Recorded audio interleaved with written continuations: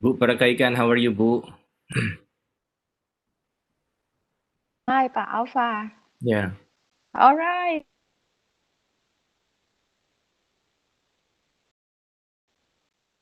It's kind of cold here.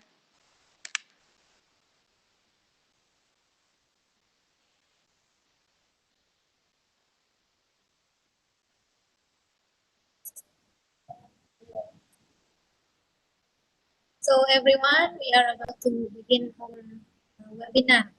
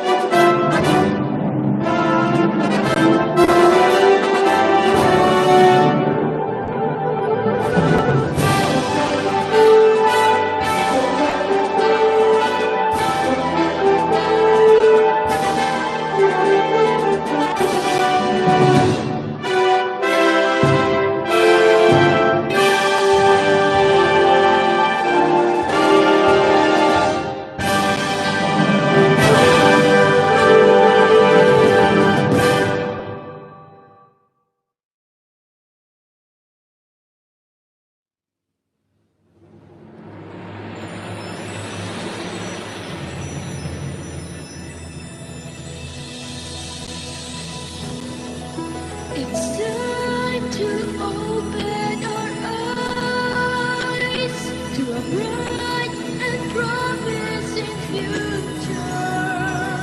We'll rise to the call of the times and create a stronger tomorrow.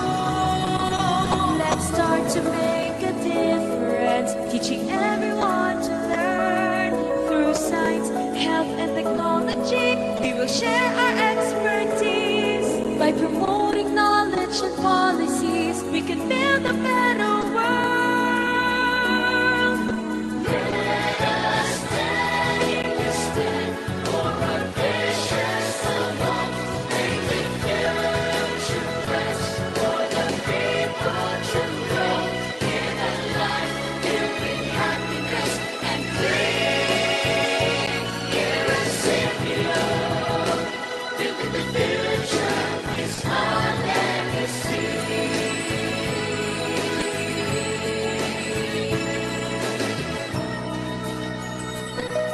We'll achieve our goals through partnership, creating opportunities. By working hand in hand, we can accomplish all our dreams. For a better quality of life is now within our reach.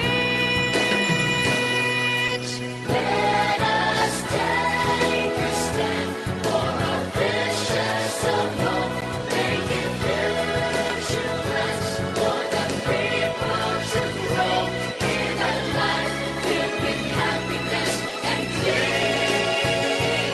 Here at SEAMEO, building the future is our legacy.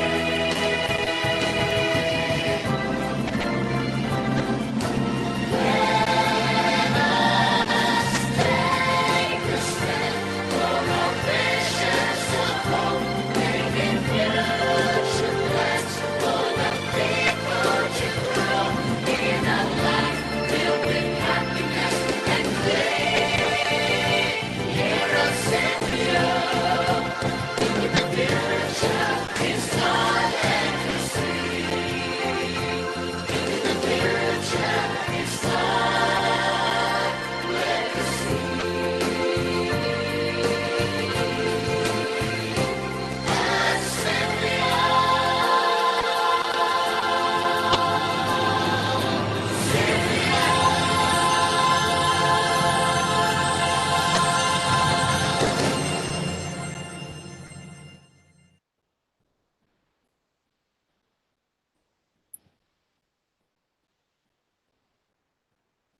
Ladies and gentlemen, honorable speakers, partners, participants, and committee of this online event, good day everyone. Welcome to SEAMOLEC Open and Distance Learning webinar on learning from Southeast Asia, response on education in coping with COVID-19. This program is initiated by SEAMOLEC, a series of activity related to SEAMOLEC 23rd Governing Board meeting, which was held a week ago. First of all, allow me to introduce myself. My name is Alin Almanda. Please call me Alin. I am from SEAMEO SEAMOLEC, and I am excited to be the moderator for this event. As we all know, the outbreak of coronavirus disease or COVID-19 has been declared as world's pandemic, and the virus has now spread to many countries and territories, including the Southeast Asia region. One of the first actions were closing schools and universities, as the protection of children and educational facilities is particularly important. No country is fully prepared to face these educational disruptions. SEAMOLEC, as the regional center for open and distance learning, finds it important for all Southeast Asian countries to learn from each other on how to overcome challenges during the outbreak. Therefore, SEAMOLEC hosts this online event as a means to share initiative actions in education by inviting experts from Southeast Asian countries, namely Indonesia, Malaysia, Singapore, and Thailand. For the first agenda, we will have SEAMOLEC Director Dr. Alfa Amirrachman to deliver the welcome remarks. The floor is yours, sir. Thank you, Alin. Honorable Director General of Teacher and Education Personnel, Ministry of Education and Culture of Republic of Indonesia, represented by Director of Teacher and Education Personnel for Basic Education, Dr. Rachmadi Widdiharto. Honorable Director of SEAMEO Secretariat, Dr. Ethel Agnes Valenzuela. Honorable SEAMOLEC Governing Board members, honorable speakers, Mr. Muhammad Hasan Chabibie, Acting Head of SET Center of Ministry of Education and Culture of Republic of Indonesia, Associate Professor Dr. Zuhainis Binti Saad, Ministry of Higher Education, Malaysia, Ms. Tham Chun, Minister of Education and Culture, Assistant Professor Dr. Anothai Ngamvichaikit from Sukhothai, Thammathirat Open University, Thailand. Distinguished guests, ladies and gentlemen, Assalamualaikum warahmatullahi wabarakatuh. Good day, everyone. On behalf of the Board of Directors of the SEAMEO, allow me to extend our warm welcome and gratitude to honorable speakers and participants in joining our webinar today. The year 2020 has been very challenging for us, as we have been affected by the pandemic one way or another, especially in the area of education.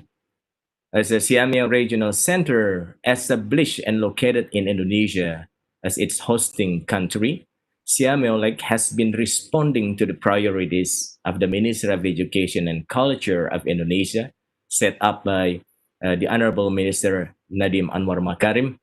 Currently, the 7 national priorities in education are: first, finance for education; second, school digitization; third, empowering schools and empowering teachers, or known in Bahasa Indonesia as sekolah penggerak and guru penggerak; fourth, curriculum quality improvement and minimum competency assessment; fifth, revitalizing vocational education; sixth, independent campus, or known in Bahasa Indonesia as Kampus Merdeka; and seventh, cultural and language advancement. Through its programs, has been driving its best to connect to most of the priorities set up by the ministry through the implementation of open and distance learning system to reach those who need access to better quality education. Not only being relevant to the national priorities as one of the 26 regional centers of the Southeast Asian Ministers of Education Organization, the center also responds to the SEAMEO 7 priority areas, which mainly focus its programs and activities in priority area number 4, promoting technical and vocational education and training, or TVET, and number 5, reforming teacher education, And number 6, promoting harmonization in higher education and research. And number 7, adopting 21st century curriculum. In connections with SEAMOLEC governing board meeting, or GBM, held on 13th October 2020, we consider in taking this great opportunity in inviting the governing board members and their representatives as the panelists to share initiatives in education on behalf of their own respective countries through this international webinar on learning from Southeast Asia, response on education in coping with COVID-19. This webinar will serve as an important forum for all Southeast Asian countries to learn from each other on how to overcome challenges in education during the pandemic to ensure the continuity and quality in education. Therefore, I would like to express my sincere appreciation to our keynote speakers, governing board members, and honorable speakers who support our online event today.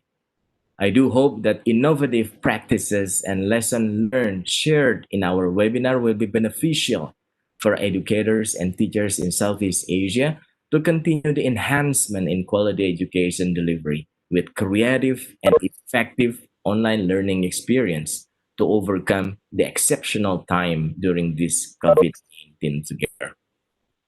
Thank you very much. Wassalamualaikum warahmatullahi wabarakatuh. Waalaikumsalam warahmatullahi wabarakatuh. Thank you, sir. Now we move on to the next agenda, which is a remark from SEAMEO Secretariat Director, Dr. Ethel Agnes P. Valenzuela. It is an honor for us, the committee, to have you joining us, ma'am. The floor is yours.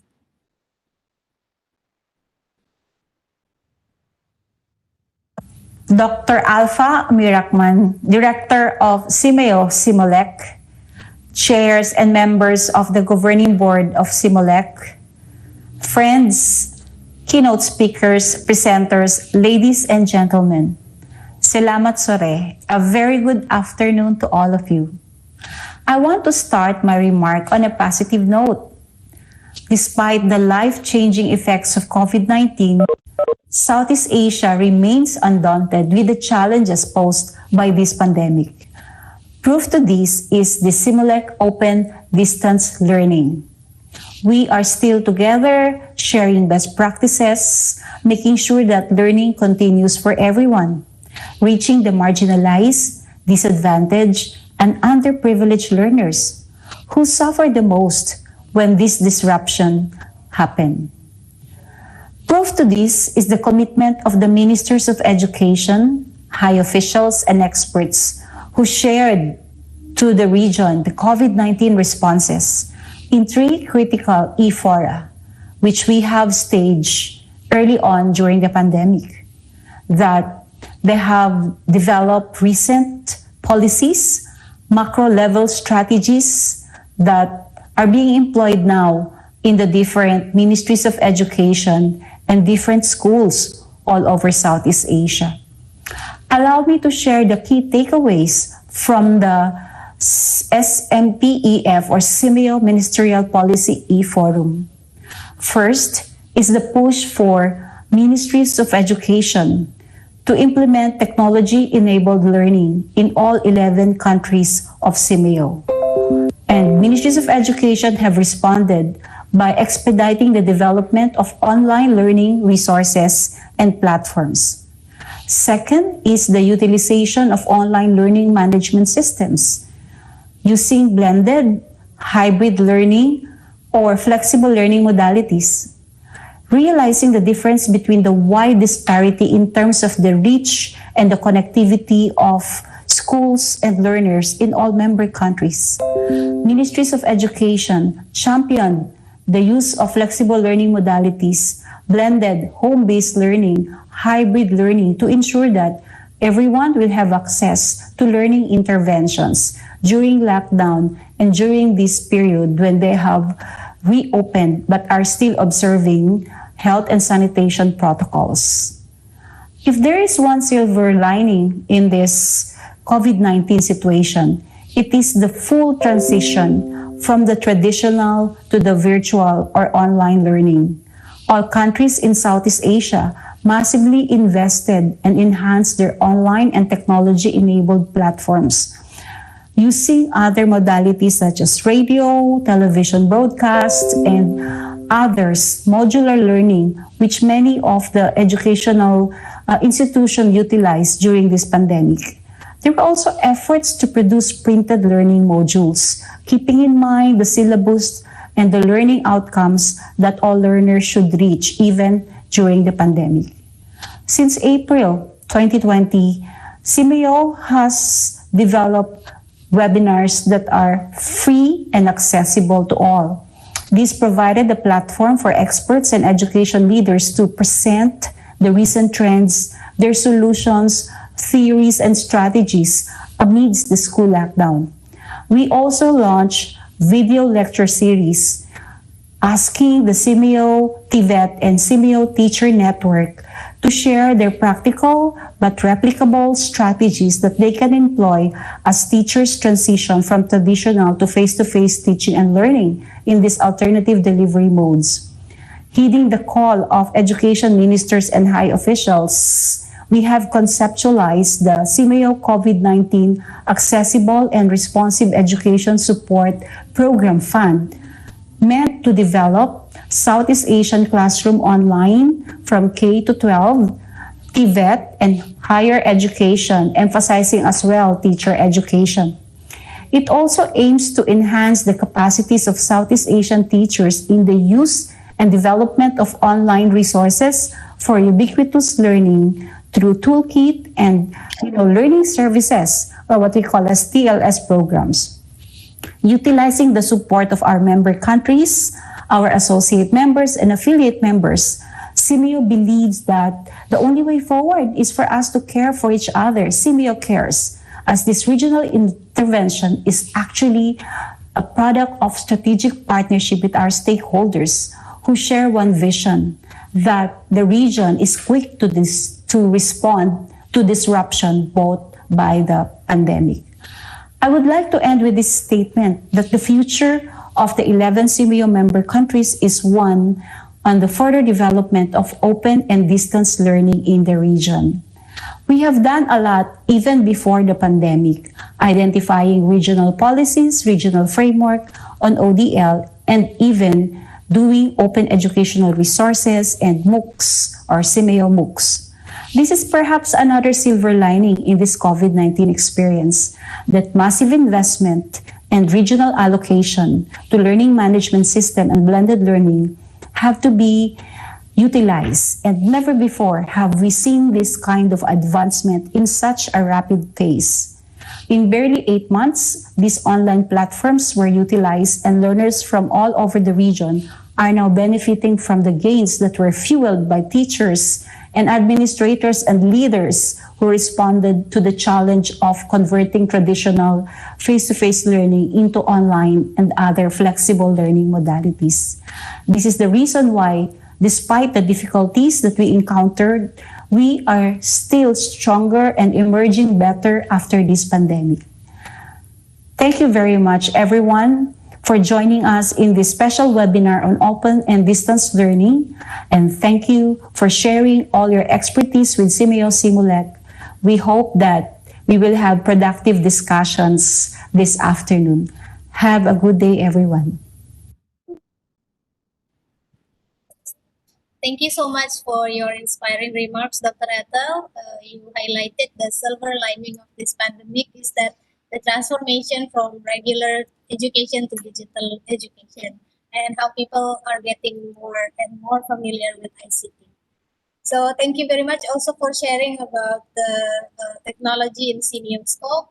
Everyone, please check out SEAMEO Secretariat website and YouTube channel. You will find various resources that is helpful for both educators and learners. So moving on to the next agenda item, which is keynote speaker from the Director of Teacher and Education Personnel for Basic Education, the Ministry of Education and Culture of Indonesia, Dr. Rachmadi Widdiharto. He will also deliver the official opening remark of our event today. The floor is yours, sir.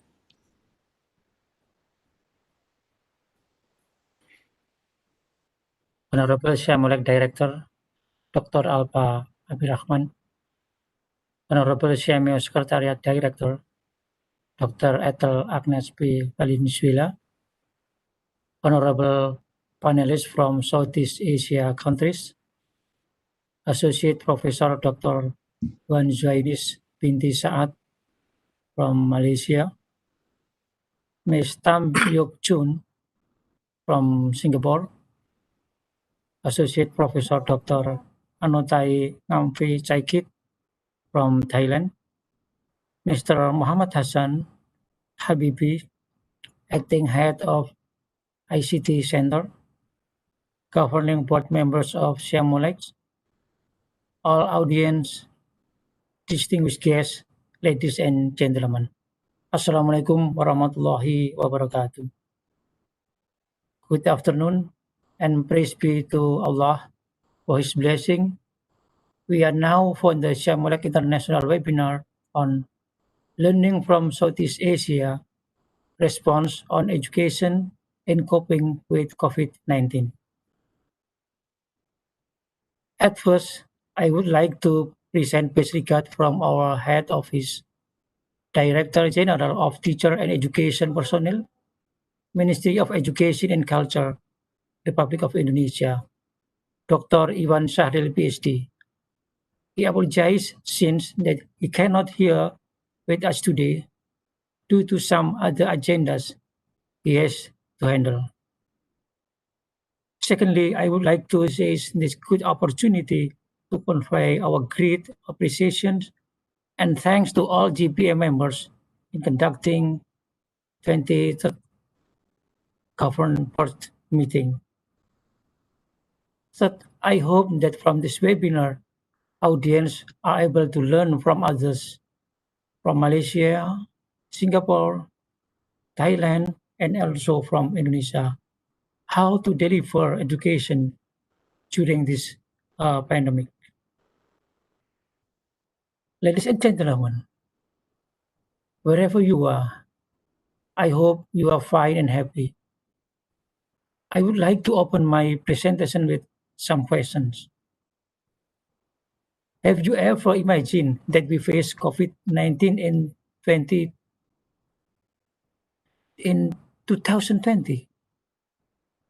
Have you ever imagined that there are some viruses that can spread rapidly all over the world? Which countries have prepared their education system when they face COVID-19? My answers are nobody has predicted that we encounter COVID-19 in 2020. And no country has prepared how to cope the COVID-19. I hope you agree with my answers. Every country is struggling to run their education, and so is Indonesia. Taking this opportunity, I would like to present briefly learning policy during the pandemic COVID-19 and what Indonesia has been doing in running its education in coping with COVID-19. May I share screen, please?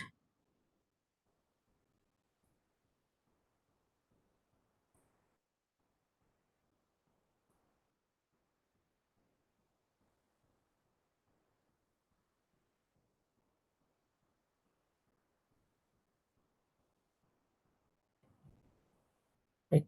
Learning policy during the COVID-19 pandemic. There is 5 points: introductions, policy and regulation adjustments, national policy directive, effort to facilitate learning, and conclusions. There are 3 big issues happening globally. Technological disruption will affect all sectors. Automation implementation, artificial intelligence, big data, and all sectors. 5G connectivity, 3D printing, smart wearables, and also augmented reality. In socio-cultural terms, there are change, the demographic, increase in life expectancy and retirement age. Environmental, finite supply of fossil fuels, water crisis, climate change, and sea level rise.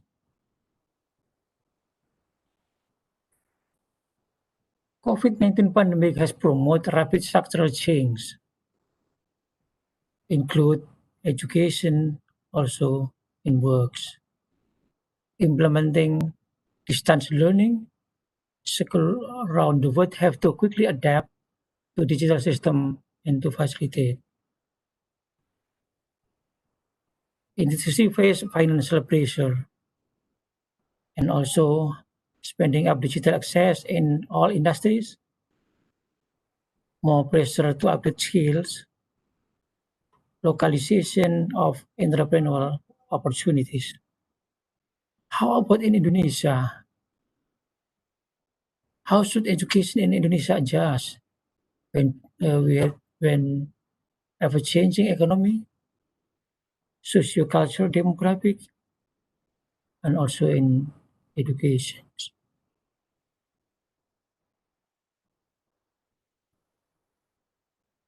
Ministry of Education and Culture Circulars number 4 of 2020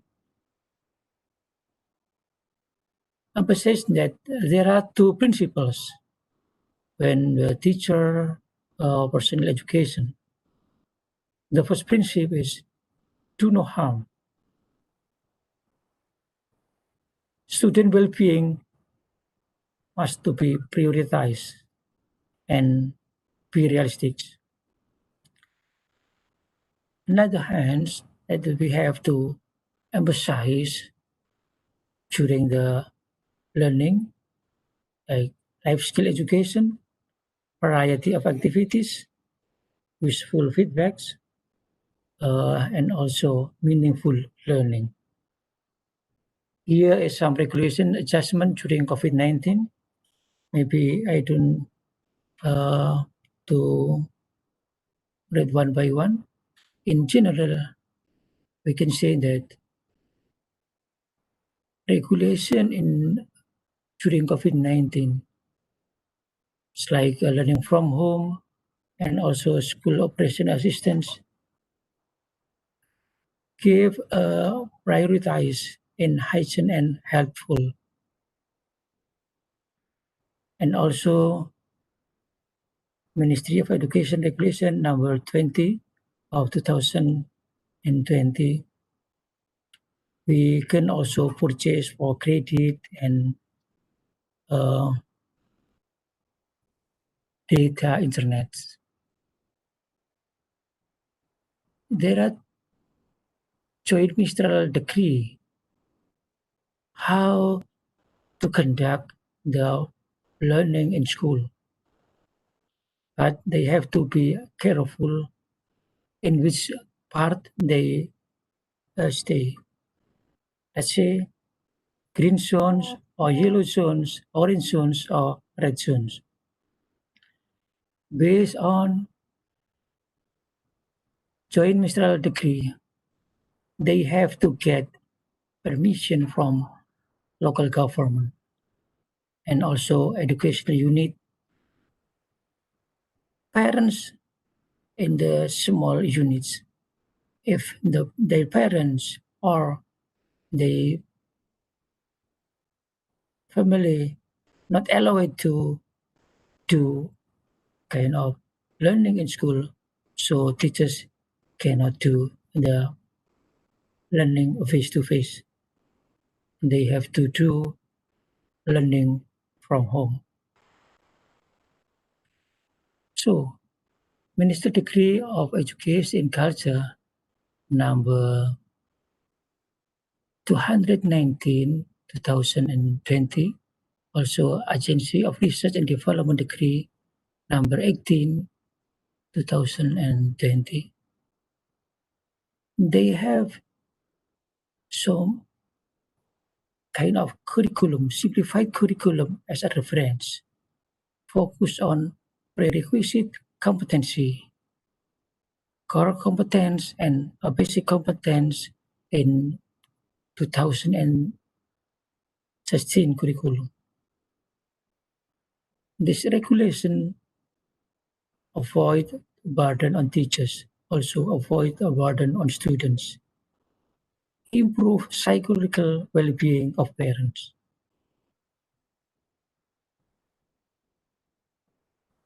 And school, they have to choose which one they prefer. Continuing national curriculum 2013 or emergency curriculum, or maybe simplifying the curriculum independently in their own school.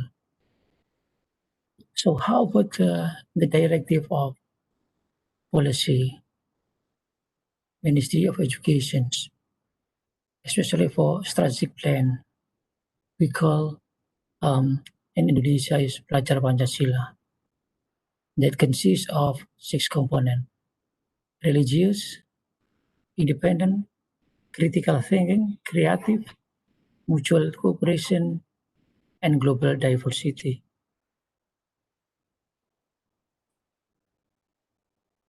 This one is more detail about Pancasila students, but I don't want to explain this one. But basically, 3-6 main characters should be as a profile for students in Indonesia. Here is main framework for teachers in education's personnel transformations. In the top is students as student learning outcome and transformational for teachers education personnel. We use transformational of schools. We call it sekolah penggerak. To get this learning outcome, Directorate General of Teachers and Education Personnel have a 5 main program: educational leaderships, pre-service teachers training, developing teacher learning ecosystem in each province, education community, and regulation and governance. These 5 pillars support by policy, platform of technology, assessment, and curriculum. Here is what we provide teachers learning adaptation during and post COVID-19. The first one, we conduct webinar series. The speakers include teachers, principal, superintendents, education community members, parents, and education. The second one, provide learning teaching material or sources on various platforms such as Guru Berbagi, Bersama Hadapi Corona, social media, and also YouTube. We also provide teaching material, printed material, like pengalaman baik pada masa pandemi, distance learning, guidebook for teachers and parents, teachers learning webinar series conduct in June up to July, and we still continue with Guru Belajar from September, hopefully up to December 2020.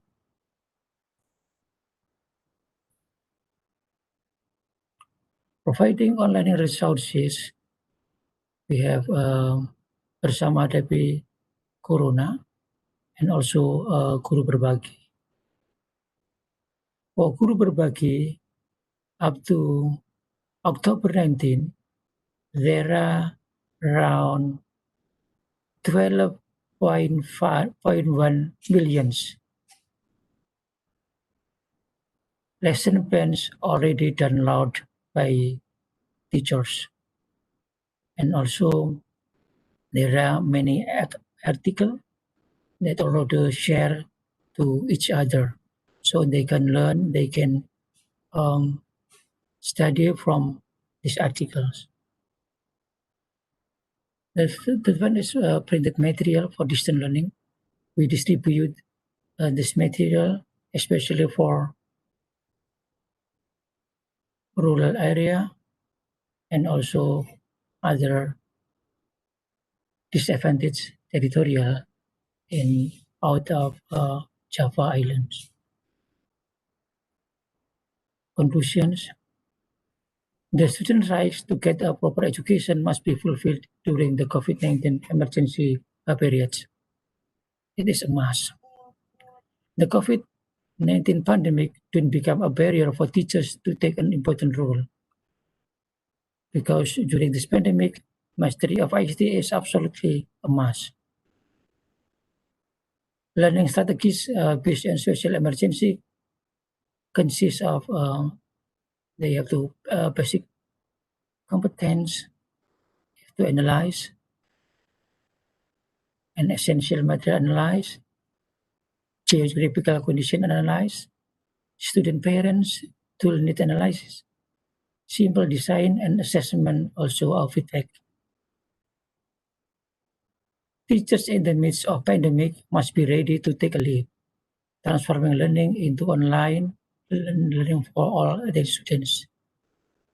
In mastery of ICT, teachers must be able to learn quickly and be able to adapt changing rapidly so as to transmit the spirit of adapting to change.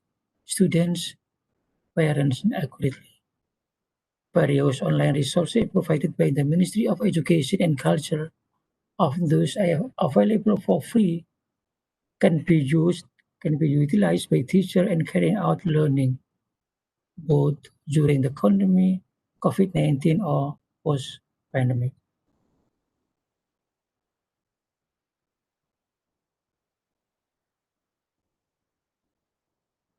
Okay, thank you, Ms. Ellen. Okay, thank you very much, Pak Rachmadi, for the keynote speech. We appreciate the support from you and the ministry to this online event. Yeah. Hopefully, in the future, SEAMOLEC can have opportunity for cooperation with your Directorate General. So, once again, thank you very much. Now, if I may take your time shortly before we begin the speaker sessions, we will take a group photo session for all of the speakers and committees in the webinar room. Please kindly turn on your video camera so we can get a good screenshot of this event. Operator, ready?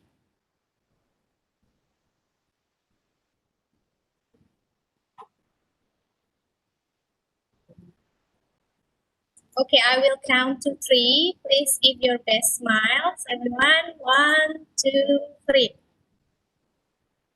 Again, 1, 2, 3. The last one, 1, 2, 3. Okay, thank you very much, everyone. Now we shall move on to the speaker sessions. We will have 4 experts to be the speakers and who will share initiative actions in education during the pandemic, present on behalf of their own respective countries. So in sequence for presentation, they are Associate Professor Dr. Wan Zuhainis Binti Saad from Malaysia, Ms. Tham Chun from Singapore, Associate Professor Dr. Anothai Ngamvichaikit from Thailand, and Mr. Muhammad Hasan Chabibie from Indonesia. Each of speakers will have 20 minutes to deliver their presentation materials, and we will have a question and answer session at the end of the presentation. So please feel free to ask questions or give comments in the link provided in YouTube comment sections. Ms. You may Alin, directly ask. Yes. maybe we can take another. Dr. Ethel is here. Okay, we will have another photo session, so it's complete.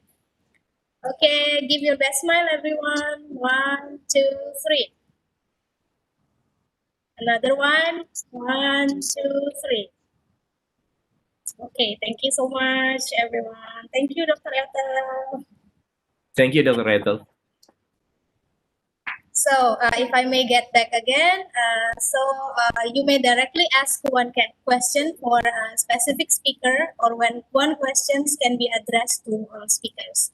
The committee will select some good questions and I'll be glad to read them out in the question and answer session. So find the links to input your question in the YouTube comment section. Without further ado, may I call our first speaker, Associate Professor Dr. Zuhainis Binti Saad from Malaysia. He is an Associate Professor in Microbiology, an educational technology enthusiast, practices e-learning and active learning approach in enhancing students' engagement for effective and meaningful learning. Currently, she is the Director of Academic Excellence Division, Department of Higher Education, Ministry of Higher Education, Malaysia. Please, ma'am, you may now have the floor. Thank you. Thank you very much. Bismillahirrahmanirrahim. Assalamualaikum warahmatullahi wabarakatuh. SEAMOLEC Director Dr. Alfar, SEAMOLEC Secretariat Director Dr. Ethel, Director of Teacher and Education Personnel for Basic Education Dr. Rachmadi, distinguished guest speakers, the governing board members and the participants joining our webinar today. Assalamualaikum and a very good afternoon. Thank you for this opportunity. I'm sharing my screen.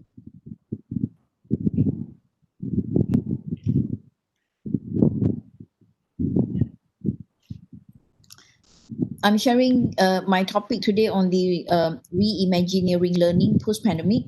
Actually, I like to use the word imagineering because we would want our educators to imagine, not only to imagine, but also to engineer, to take action. Before the pandemic, there were a lot of sharings from World Economic Forum on how and other studies on what will be the future work skill of 2020 or 2025. But I like to use this set of skills that was produced before 2020 on how our students should have the skills of future work skill. One of it is about on sense making, design thinking, design mindset, transdisciplinary. And if you notice, one of these is about the ability to work productively, that drive engagement in a virtual team, which is actually virtual collaboration. So when we talk about our talent of the future, it will be looking at the criteria of talents as a job, not as job seekers, but as job creators. And our students now, they want changes in the learning experience. They want to be challenged in the classroom, and they want new teaching models from the faculties, and also a more involvement, learning by doing and learning through transdisciplinary approach. For example, in Malaysia, we have the published the Malaysia Education Blueprint, Higher Education 2015-2025, which we have these 10 shifts to transform the education system. And one of the most important shift 1 is to produce holistic, entrepreneurial and balanced graduate. Of course, we have other shifts that are supporting the Malaysia Education Blueprint, which is the talent excellence and empowered governance, innovation ecosystem, and for example, shift number 9 on globalized online learning. We have also the framework of shared prosperity 2030 that was launched last year.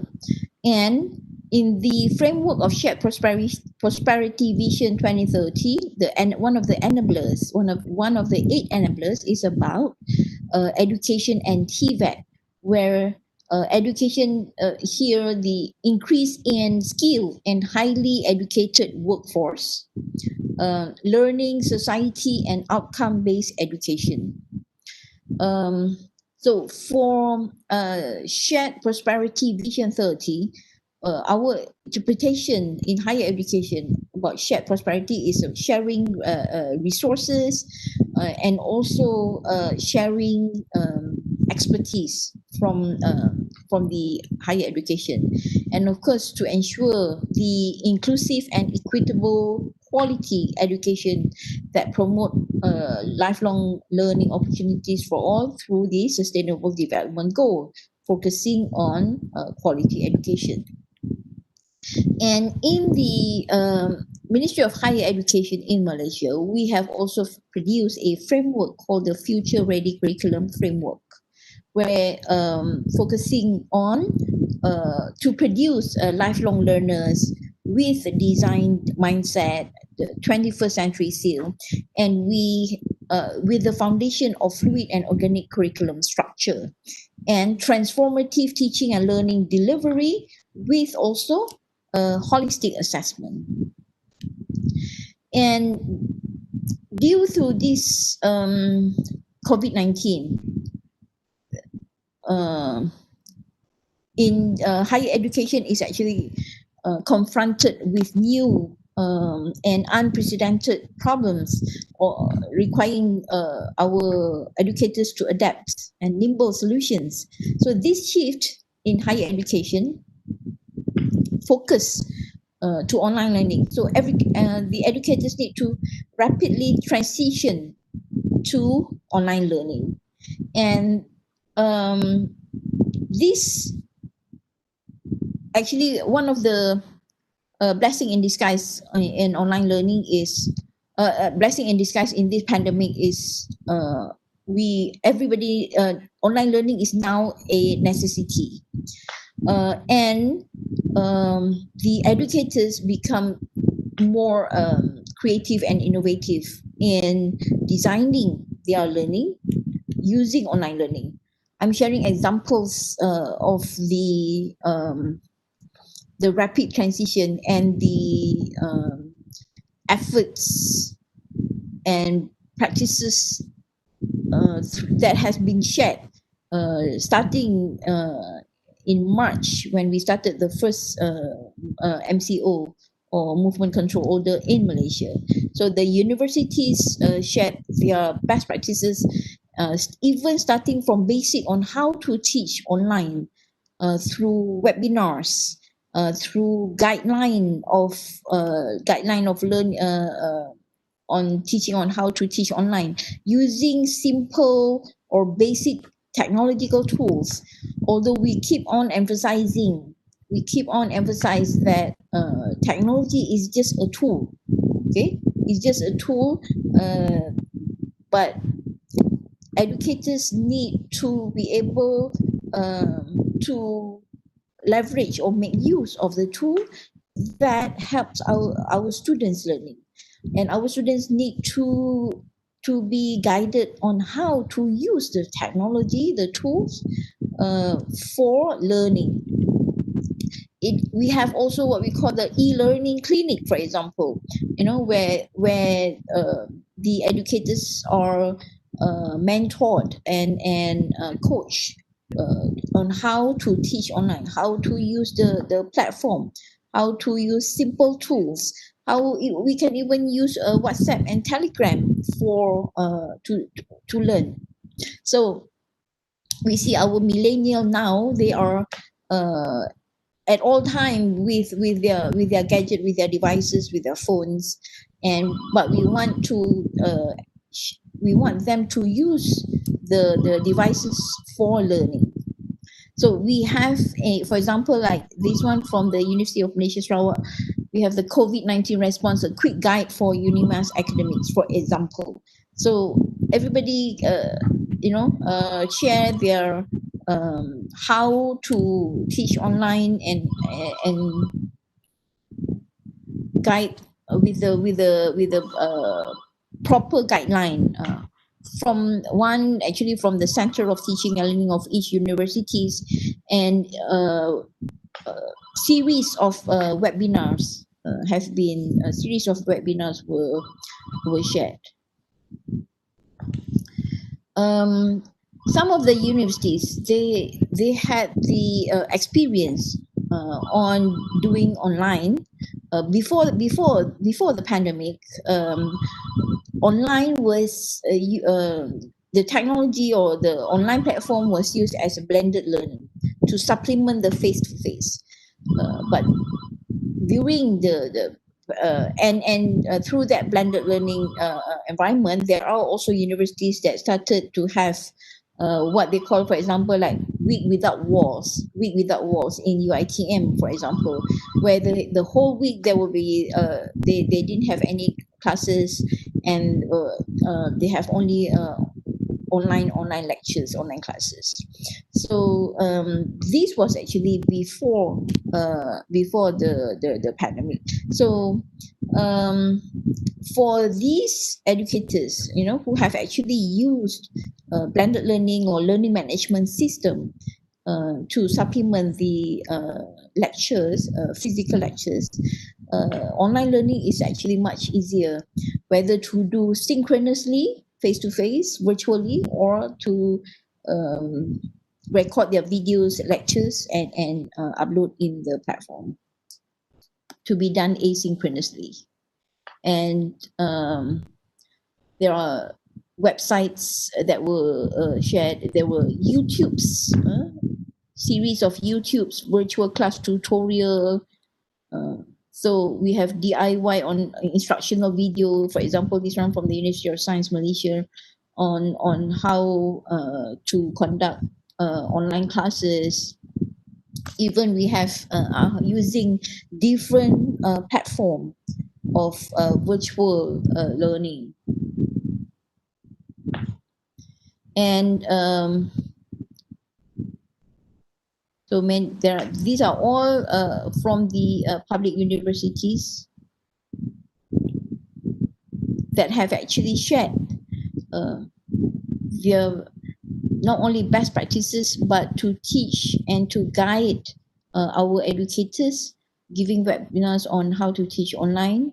Even until now, for the past 6 months, we have actually since March, we have been sharing. We are still now sharing with our educators. And for Shift 9 of our globalized online learning, from the Malaysia Education Blueprint, before this, we were focusing on MOOCs, Malaysia MOOC, Massive Open Online Courses. We have over 800 courses at this moment, offered by the universities. We have also published guidelines for the development and delivery of MOOCs, and also guidelines on credit transfer for this MOOC, and that was published about in 2016, for example. And we have also shared how the best practices or quality, best quality of MOOC can be developed. We publish the guideline. So these can actually be accessed in our websites. And these are some of the examples of the university's MOOC platform in Malaysia. If you can see, we have the UITM MOOC, USIM MOOC, for example. And these are for the higher education. And this portal, Delima, for example, is actually a learning management system in the Ministry of Education for the K-12, for the secondary and lower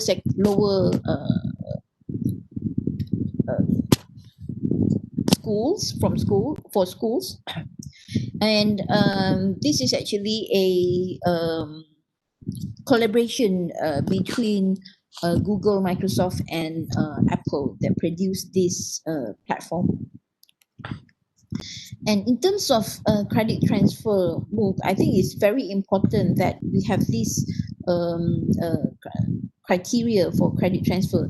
Even maybe we can actually collaborate to with SEAMOLEC members to produce courses or MOOC that can be credit transfer, especially now due to this pandemic, everybody using the platform for learning, for online learning, that we can maybe identify courses that can be used for credit transfer in the students program. And Malaysia Qualification Agency also have produced guidelines to good practices on micro credentials. Not only that we have MOOCs, we have also emphasized on courses that can be unbundled into micro learning that can be we can offer credentials, what we call as micro credentials, and which is actually focusing on the smaller modules of learning. And this is very self-directed learning that can be given a more smaller stackable credential. So we have, for example, from the University of Science Malaysia, who actually started the micro credential. And we have also what we call the global classroom, okay, where students are in the classroom in Malaysia can have a synchronous classroom together with the other countries. So these are all the examples of the online learning. And the most important thing is we want to actually create, to design our learning so that we can engage our students in the virtual learning environment. So we also would want to emphasize on how we can create more engaging collaborative activities through the virtual learning environment, and that can also be emphasized through the collaborative online learning to develop the skills that we want our students to have.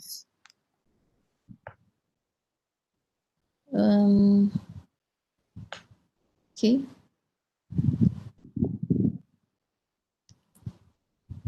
So one of the important skills is, for example, innovative thinking, virtual collaboration, sense making, as I mentioned just now. And one of the projects that I want to share for the last one is on the collaborative peer learning through virtual environment that I've done with my students. Actually, we call it virtual microbes, where students from different universities, eight universities working together on an assignment. Okay, so they met virtually, and this was done actually 2016, 2017. So what I'm trying to show here, that students we still can actually guide our students on how to learn collaboratively, virtually, across discipline, across countries, okay, and get the students to be connected. And this kind of project or project-based learning can actually develop the soft skill, including communication skill and negotiation and sense making, get them to be involved, empower them, and through this virtual learning environment. So I think with that, I would like to end this with a quote by Charles Darwin. "It is not the strongest of the species that survive, nor the most intelligent, but the one most responsive to change. The illiterate of the 21st century will not be those who cannot read and write, but those who cannot learn, unlearn, and relearn." Thank you very much for this opportunity. Thank you, Professor Zuhainis, for sharing as our speaker. We are now moving on to our second speaker, Ms. Tham Chun from Singapore. May I introduce to our participant that she is the Director of Learning Partnership in Educational Technology Branch at the Educational Technology Division, Ministry of Education of Singapore. She is leading one-to-one learning in Singapore schools and provides school-based consultancy and professional learning for school leaders on educational technology. Thank you. Now, may I hand over the floor to you, Ms. Tham Chun.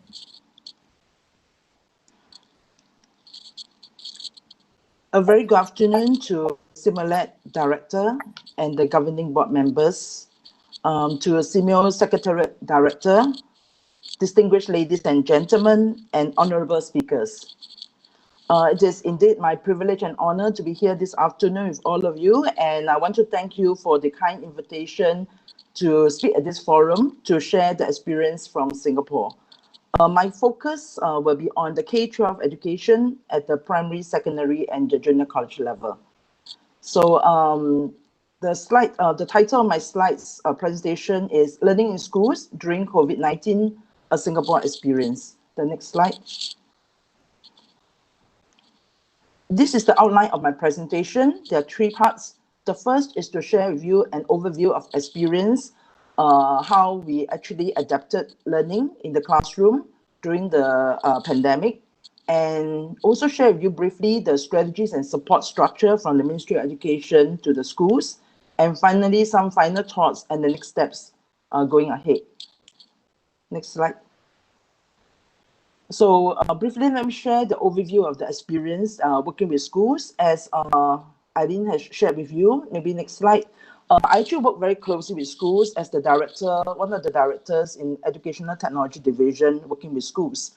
So during the pandemic, especially during the period in April to May, there was a need to heighten safe distancing measures during the COVID-19. Singapore has what we call the circuit breaker, where people work from home and schools were closed for this 1 month between 8th April to 4th of May. And all the schools shifted to what we call full home-based learning, or what we call FHBL in short. And during this period, basically, the students study at home and the teachers actually liaise with them online. So schools continue to provide instruction and support for the students. And in Singapore, we have the Singapore Student Learning Space, which is an online delivery platform, learning management system developed by the Ministry of Education. And it has several tools, collaborative tools, quiz functions, lesson design, templates for teachers, and of course also what we call curriculum aligned resources for all the syllabuses from primary, secondary to junior college. In addition to that, hard copy materials are also being used, like books. Students also encouraged to actually do experiments, have other non-online activities to complement their learning during this period. In total, during this period of time, we also distributed more than 20,000 computing devices to the students who need them to access from home. The next slide. At this point in time, during the full home-based learning, the Ministry of Education actually increased the number of teaching and learning resources made available to students and to the teachers through SLS. Just to maybe give you some context, in Singapore, we have the Curriculum Development Division in MoE, and actually we have teachers who are actually working there from schools on a stint, and actually they develop curriculum resources. So they are very familiar with the syllabuses, teaching practices, and during this period, actually they develop more resources in addition to what is already available in the system. And furthermore, some teachers on their own also develop lessons to share with others. Number 5, actually on their own, we actually have teachers supporting each other. We have a network learning community known as the Singapore Learning Designer Circle, which I'll elaborate later on. And we have many members in this community, and during this period, actually our membership actually doubled, in terms of teachers introducing other teachers to join us, and teachers were crowdsourcing, curating resources, and sharing with one another. And also, in addition to student learning space, which is the MOE developed platform, teachers also augmented their teaching and learning through video conferencing platforms. And they adapted this so that they could actually interact directly with students online. Next slide.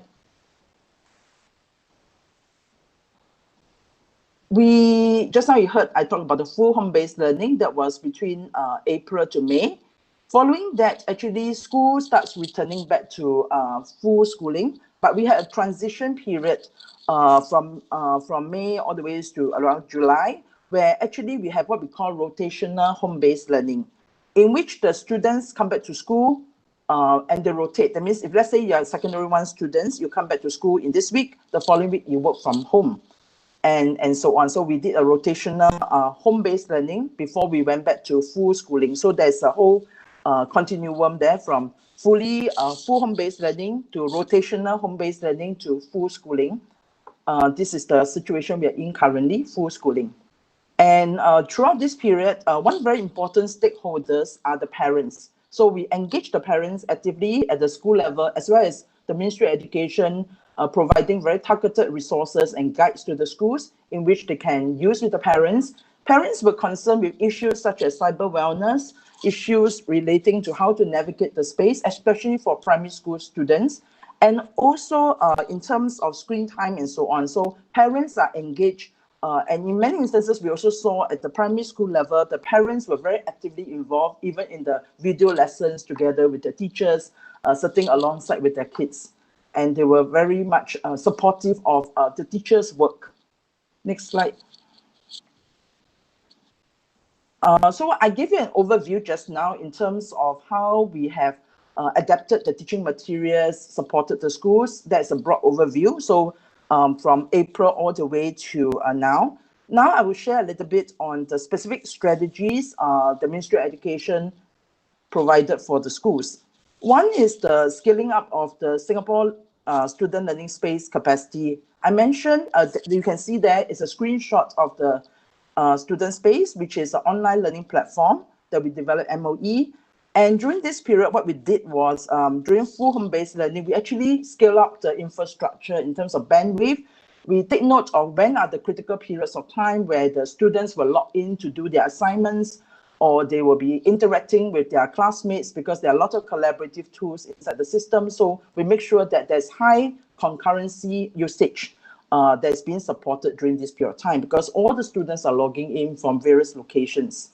The other thing that we also observed during this period of time, we actually, of course, have a help desk to manage this, and the system was relatively stable as we planned for upgrading the bandwidth and so on. And the students and teachers were able to access these online resources during this period of time, and they could deliver assignments, they could interact with the students and give them feedback for their assessment and so on. Next slide. The other thing we did was to provide actual hardware devices for students who need it. So a total of about 20,000 computing devices were given to students for home-based learning. And also, in terms of internet access, 1,600 internet enabling devices so that students can access the Wi-Fi from home. And for students from low-income families, besides the school supporting them, we have subsidized computers and free broadband through the IMDA. IMDA is our Infocom Media Development Authority, the step board that's in charge of looking into Infocom matters. And they have a program called New PC Plus, in which it is very easy for students to apply to get devices and internet support if they need to. And so there's a whole range of support. So just now I heard about the software part, which is the system itself to deliver the education to the kids through SLS, but there's also the hardware that's also being supported to the kids.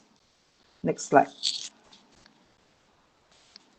During this period of time, we noted that there's a need to ramp up the resources. So as I mentioned just now, we actually in MOEHQ curriculum branches, they actually increased their production and development of all the online lesson packages by 50%. from April to June period. And these packages actually include things like animations, videos, lesson packages, which include quizzes, assessment items, and so on. Teachers could take them and directly actually assign to students, and the students could carry out the activities online, or they could actually augment and adapt these materials. They can include their own quizzes, their own resources, and customize for different groups of students. All these resources are housed in what we call the MoE library in the SLS. And all teachers and students in Singapore have access to all these resources. At the same time, teachers themselves actually took their initiative and actually they also helped to develop lessons. Besides MoEHQ providing the lessons, we noted that between the period of April to May, where we did the full home-based learning, the number of lessons in the MoE community gallery in SLS has also increased by 70%. So you will note that in SLS, while MoE provide what we call curriculum-aligned resources developed by my curriculum branches colleagues, there are also lessons which are developed by teachers, and we house them within SLS as well. It's called Community Gallery. Again, these lessons are packages ready to be consumed by students, and these are we attribute the citations to the teachers who contributed to this lesson. So there are two kinds of lesson packages ready for use by all teachers in Singapore. Next. Besides the SLS and also other applications and tools teachers have a choice they can make use of, we noted that teachers during this period use quite a bit of video conferencing platforms for teaching and learning, and they could use a range. It's not prescribed. And one of the things we noted very early on when they started adopting the video conferencing tools is to support the teachers with security protocols. Guidelines were given, navigation guides to ensure safe and secure use of video conferencing platforms. So teachers are guided in terms of how to ensure authentication of the students, and there's certain useful tips and routines they can put in place so that if the students know how to navigate the space. And the other one is, for example, when students all have actually signed into the room, to lock the room so that they can have a safe space to navigate and learn. So safety protocols are put in place. The other thing we have put in place, we work with the vendors from the different video conferencing platforms. We noted which are the commonly used ones, and we actually did some central management so that we give the peace of mind to the teachers, so that it's very easy for teachers to navigate the space and use it safely with the students. So these were some of the support structures we gave to the teachers, and teachers use video conferencing tools so that they can meet students face-to-face online, and they use it not just for teaching and learning purposes, but also for the social emotional aspects. Like form teachers, for example, checking on students to make sure they're okay and they feel safe and they're not too anxious. So it was used in different ways for teaching and learning and for social emotional support for students as well. So these were the various strategies, and the next slide shows that for teachers as well. So while we support the teachers to design the lessons, to distribute and to carry out the lessons in class, the teachers themselves are also supported professionally. Besides the webinars and online courses and so on, one of the things the teachers took to was the Singapore Learning Designer Circle, which is a network learning communities on Facebook, which is a closed group, and that's managed by MoE. Actually, it's managed by my branch. And we started this community several years back, and it is to encourage teachers to curate, to crowdsource for ideas and lessons, to create lessons, to share with one another, and to connect as community. And this, during the COVID-19 pandemic, when we closed schools and we were moving towards blended learning, many teachers actually joined this community. As I said, the numbers double. And actually, they learn how to carry out effective live stream lessons because video conferencing was new to them.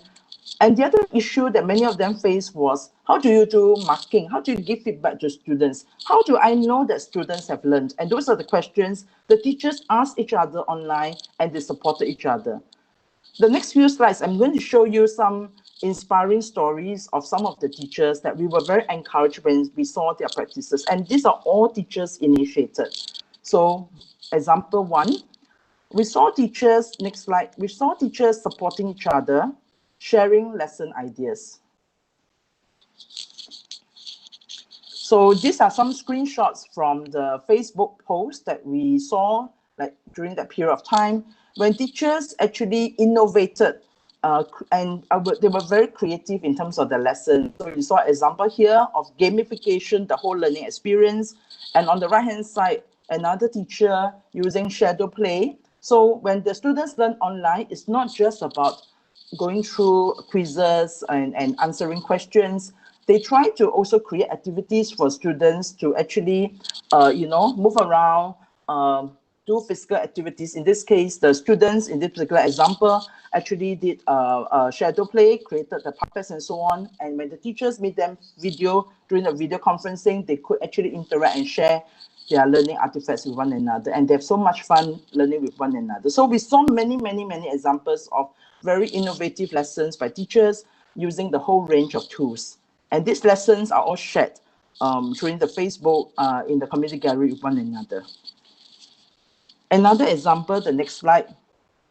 We also saw teachers coming together at their own initiative using the closed group, the Facebook that I talked about, the SGLDC, to actually organize their own communities of interest based on topics that they are excited about. So for example, on the left here, you see, join our weekly PD tutorial sessions. These PDs tutorial sessions are actually run by teachers for teachers. And this is a group of teachers who are very interested in a tool like GeoGebra, and actually they were trying to use it for mathematics lesson. On the right-hand side, you see further development of other groups of community of practice of teachers, where they actually use the tools for physics, for other topics as well, across other subjects, from maths to physics. And the teachers, if you read closely, actually come from primary, secondary, and junior college. So we also saw an interesting phenomenon, teachers sharing across grade level when they're interested in some tools and they explore. And I've seen instances of talking to some teachers. The tool was used in secondary, but they saw possibility of using it and they adapted like GeoGebra for primary and so on, because it was a tool used very much for mathematics, but it went on and being used by science teachers. So we saw a lot of new possibilities. Teachers were crowdsourcing, they were curating and sharing lessons. The third example I have in the next slide is actually teachers motivating and encouraging one another. It's not just all about work. The teachers, as they go through this pandemic, and they actually strive their very best to do for their students, the online learning design, learning new tools, they need encouragement. And what we saw is teachers rallying with one another, coming together. You can see the post here by Shi Yun on the left, for example, saying how we are into 12th day of the FHBL, let's keep it up. Or another colleague saying thank you to one another for sharing the lesson. And Nasru on the right hand, on the post here, was so inspired that he wrote a poem.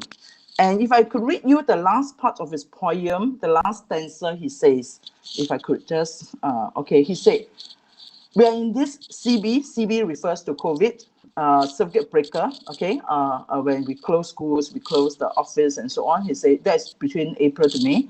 He said, we are in this CB together, so let's push on with mighty grit. They can say this, they can say that, and whatever, but we have Zoom and Google Meet. We are in this CB together, so let's push on with mighty grit. They can say this and that and whatever, but we have Zoom and Google Meet. They take care of themselves. Huh? And he said, last part, we have ideas from one and all. We have SLS and SSOE. SSOE is MOE provided devices. And when we hit that wall, there's always SGLDC. So one of the things we noted during this period, the teachers actually supported one another. They encouraged each other and to go through this by sharing ideas and also writing inspiring notes to one another. And we ourselves at MOEHQ, in supporting the teachers, we were very encouraged to see the community coming together. And they are in the true spirit, the frontliners, helping the students, making sure learning is not disrupted, and actually press on as a community. This leads me to the last part of my presentation. What's next after this? And some concluding remarks. The next slide. So we went through full HBL between April to May, and where school was closed, and then rotational HBL, and now we are back to full schooling. During this whole period, we have experienced some challenges, of course, especially when the teachers start to learn new tools, but they rally together. And everybody was doing their level best to ensure that learning continues smoothly.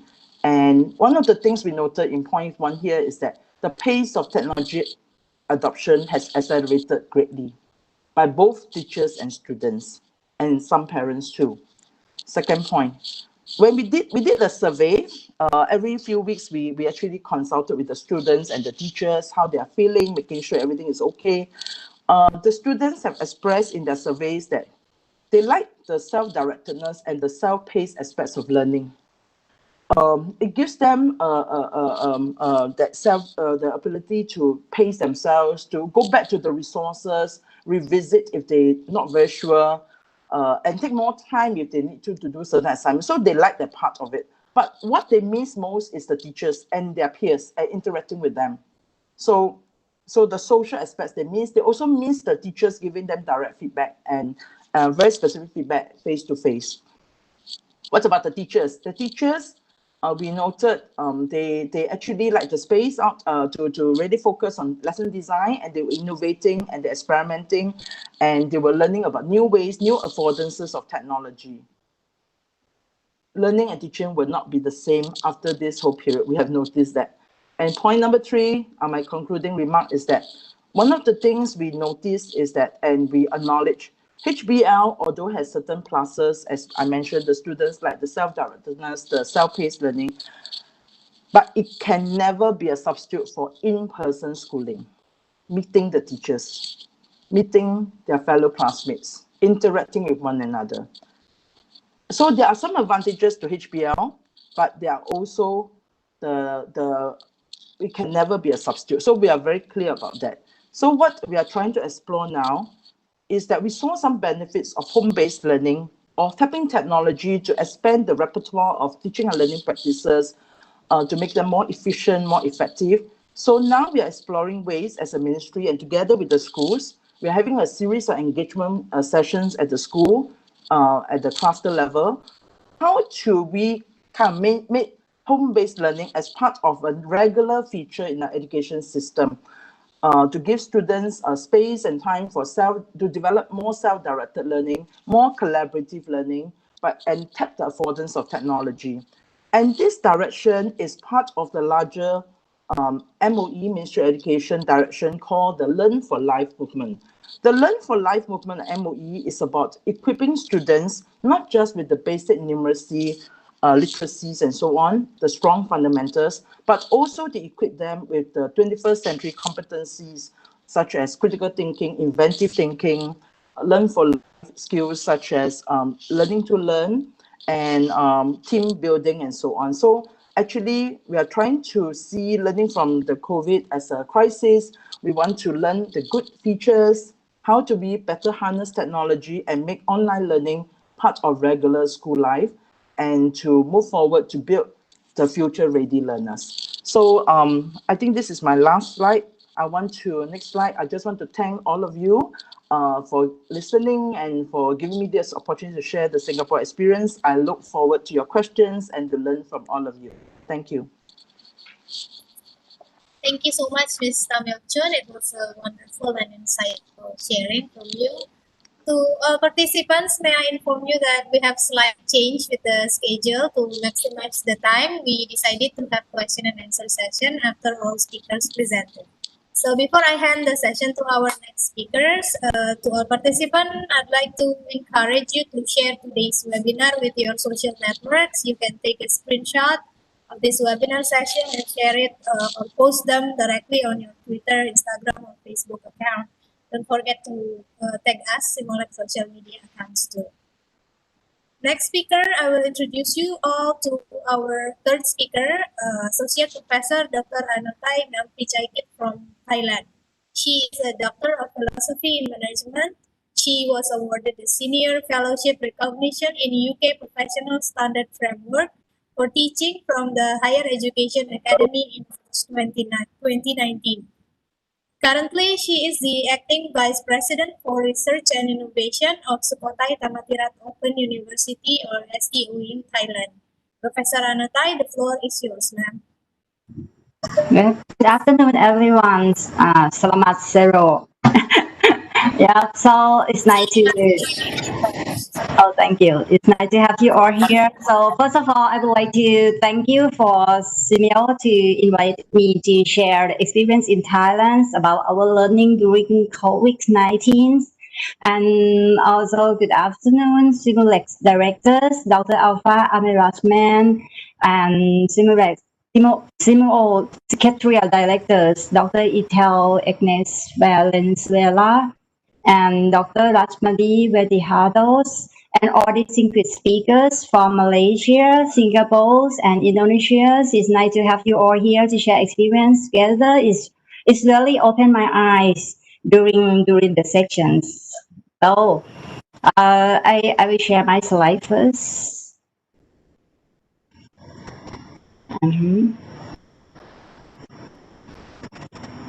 So first of all, myself is acting vice president in research and innovations here. I'm speaking on behalf of my president, Associate Dr. Prani. She haven't here. I speak on behalf of her about the learning from Southeast Asia response education toward COVID-19, the SEOU case studies. First of all, I introduce my university, Sukhothai Thammathirat Open University. We are the national open university in Thailand, so it means that we provide the education service for massive populations in Thailand and with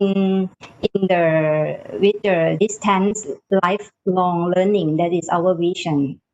So here is our university.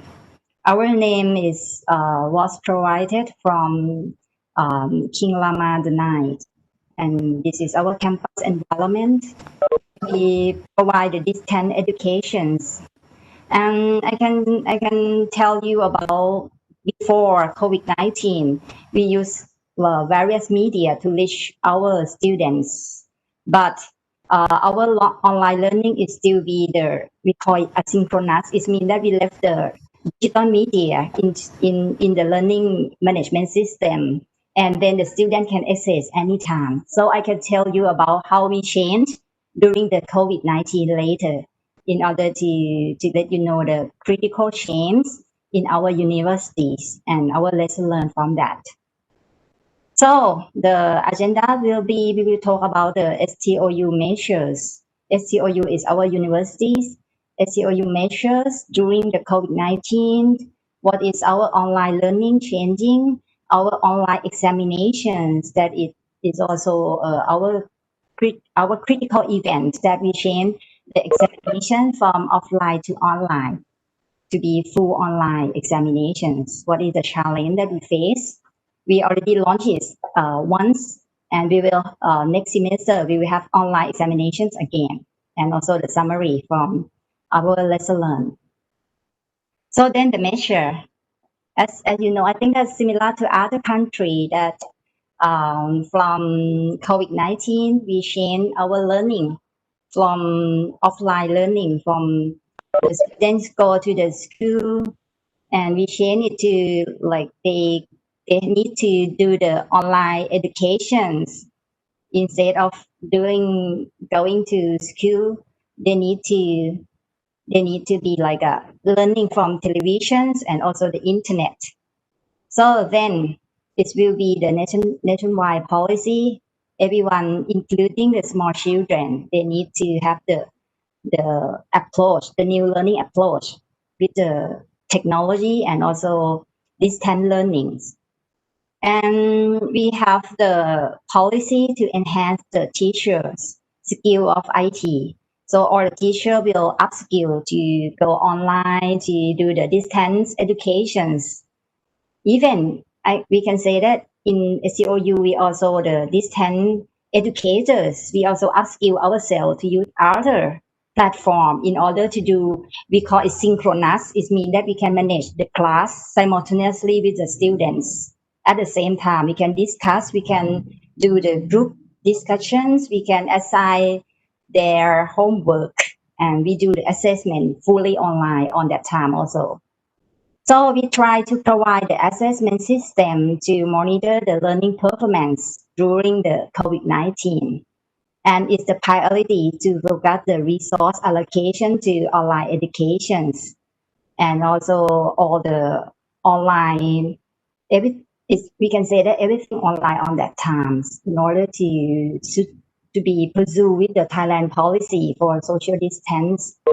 And for the COU measure, we also assign everyone to work from home. I can show you the system that our campus use in order to get notice about how the progress that our staff work from home.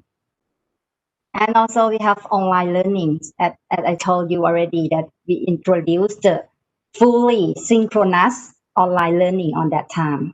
We changed from asynchronous, that is mean that we left the digital media on the website, and we changed that we as students stay together and we have a learning class together online. And our significant event is we fully launched the online examinations for the students.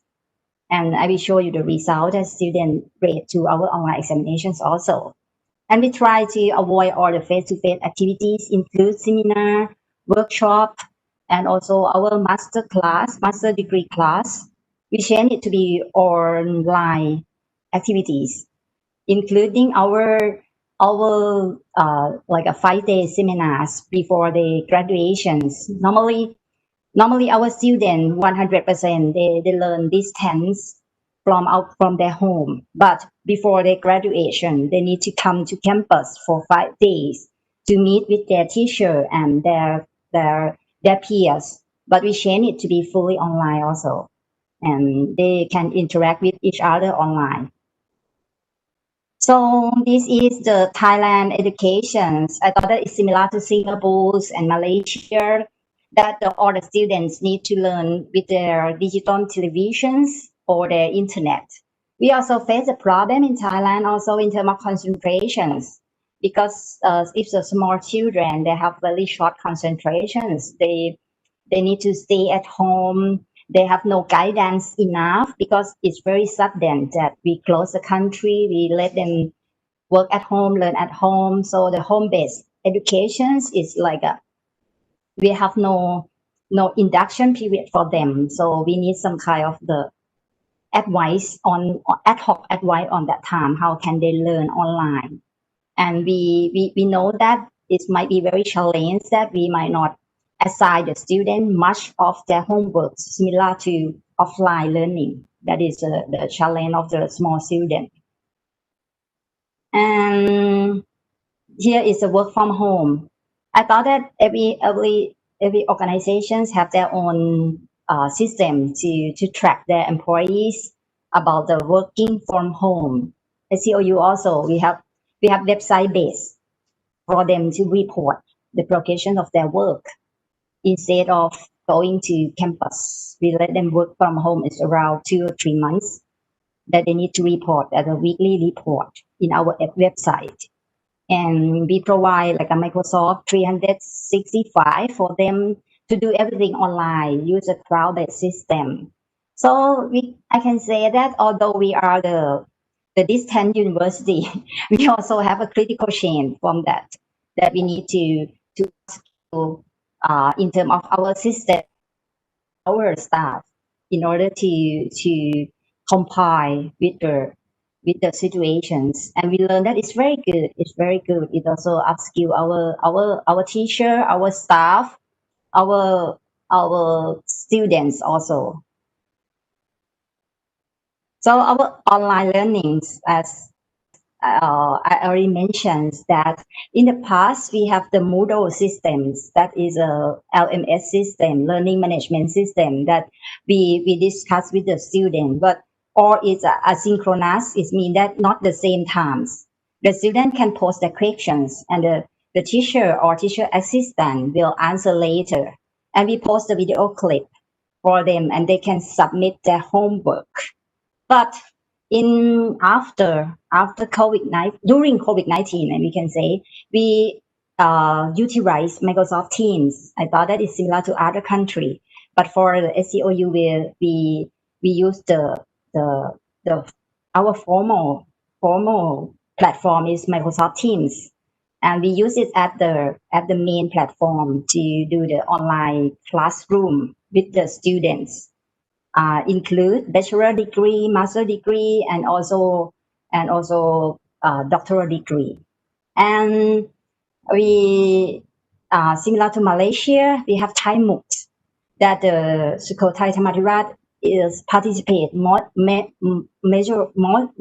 I can say that's mostly of the MOOCs for the SCOU mainly on with the Thai MOOCs or Thai Cyber University.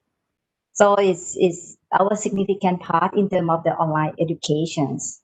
We have like still have Moodle, still have Microsoft Teams and Thai MOOCs, even though we already decreased the locking down period, but we still employ all the three systems together.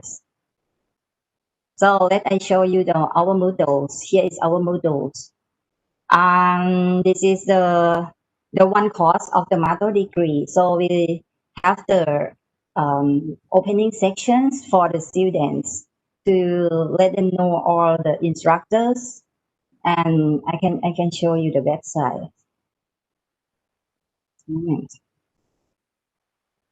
Okay, I let this one. This one is our Moodles. This one. So it's our Moodles. We can show them the instructions how learn the subjects. We have the like activity planning, the calendar for them. They can check this one. So you can say that in SCOU is very self-directed learning. So students need to learn by themselves. We also use this system for bachelor degree students. So they can say all the announcement, assignment. They need to introduce themselves in order to know their friends who learn together. They have the assignment that they need to send. We provide instructions of sending the homeworks. They have a question and answer. In case they have question, they post and the teacher will answer them. This is the course instructions, course openings. And we have the video, or it's asynchronous. This thing happened since I can say before COVID-19. We have asynchronous video for them. This is all the digital medias. As to the website of SEO, we have various kind of media. We have audio media for impaired hearing students, impaired like a blind student. They can use audio books. We also have the digital media. We also have textbooks that we provide for everybody in order to have their choice to access more to the educations. And also we have like all the document for them. We have forum for them. And then but after COVID-19, we also have the online classroom that is special occasions that they no need to offline meeting anymore.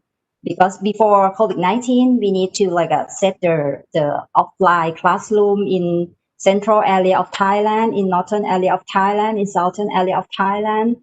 But we changed to be online classroom. But we found that the teacher, the instructor need to adapt themselves with the online classroom. The student also, they need to adapt themselves with the online classroom. They found that it's quite convenient. It's quite the economics of scale. They don't need to have a traveling course. They can stay at home and learn with us. And we just like adapt together in order to provide more productive class.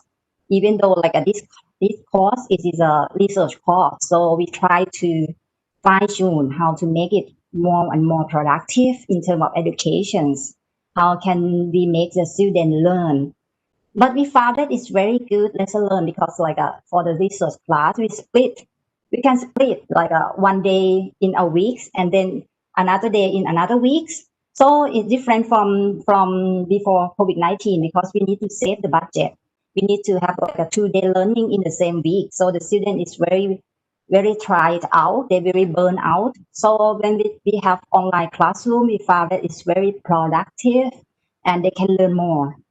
Unbelievable. They can learn more from us because they can record the tape and they can see it repetitively, and we can like make a bit of learning. They can like learn one day and then stop to do homework and learn another day and stop to do homework. So it's quite very productive in our learning. So I thought that it's very good lesson learned from that. And then beside that, as I told you that we have also e-assignment. Everything we do online. We have Moodle system, so they can leave their homework for us to make an assessment online. We can give the score, we can give the feedback inside the Moodle. That is our system.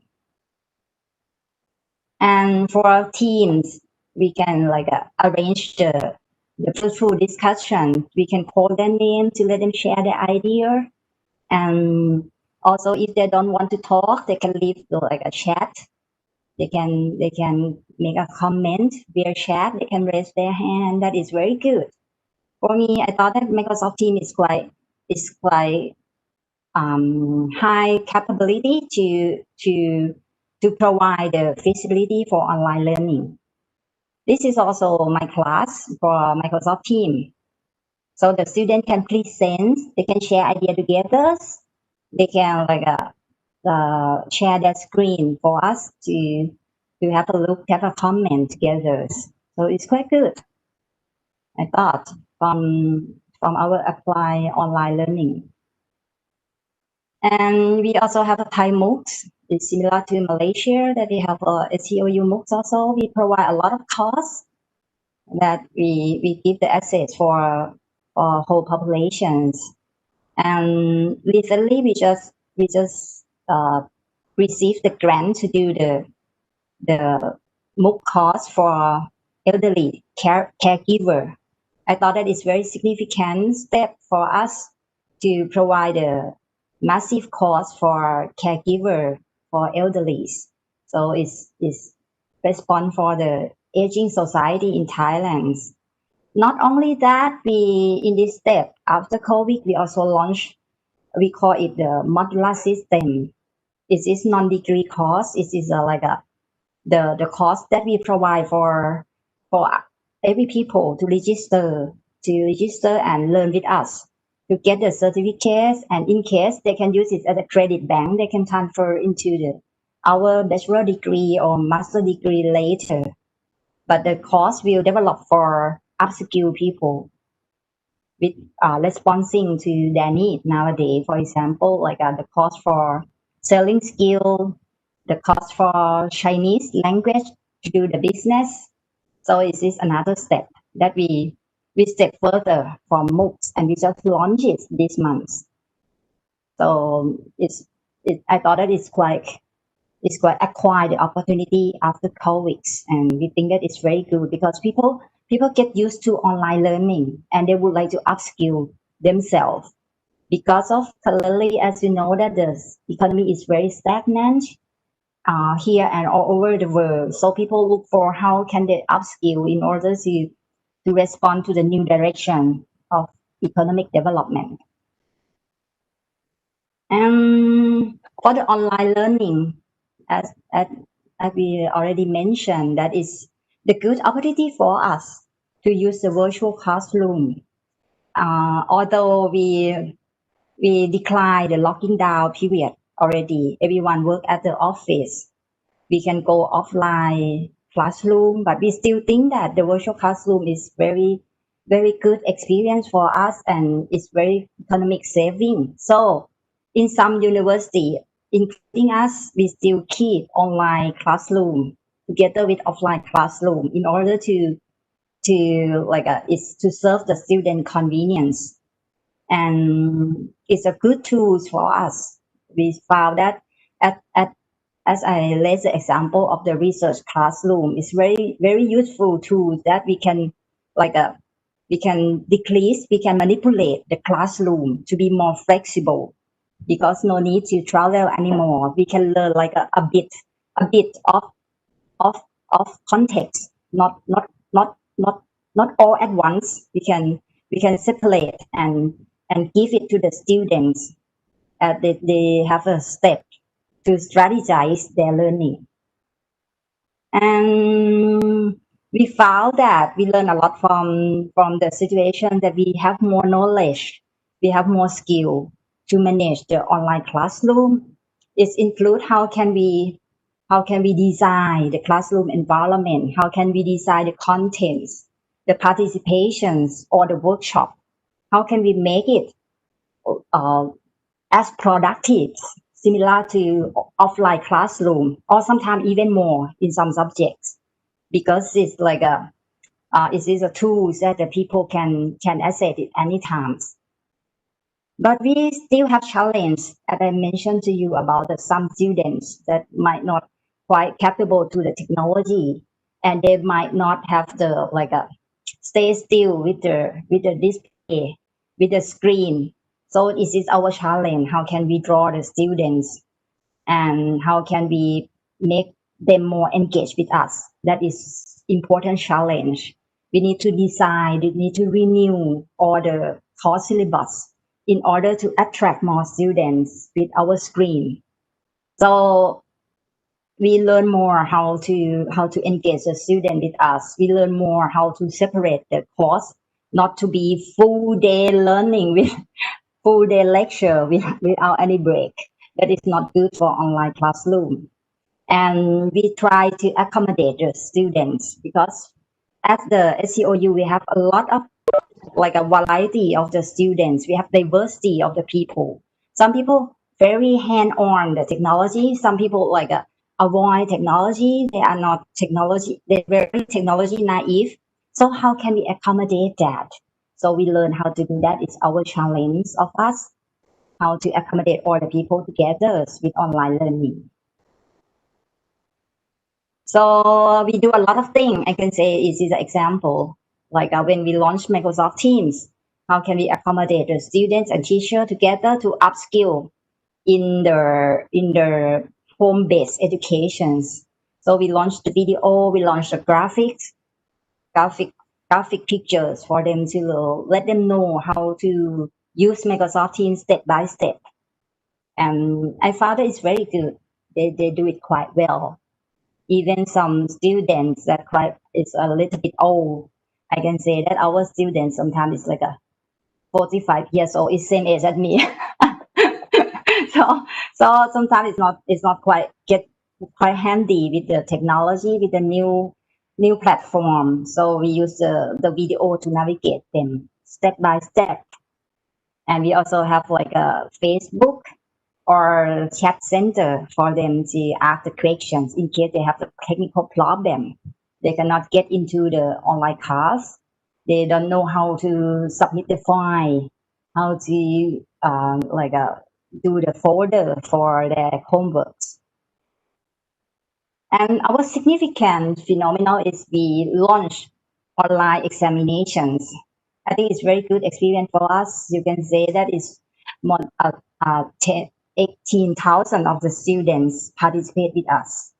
It's very good that all is our proctors that they do. We use the web decks like we use now, and also together with the Moodles, and we can find that the unsuccessful submission is not so much, not so many, and it's just only the first day.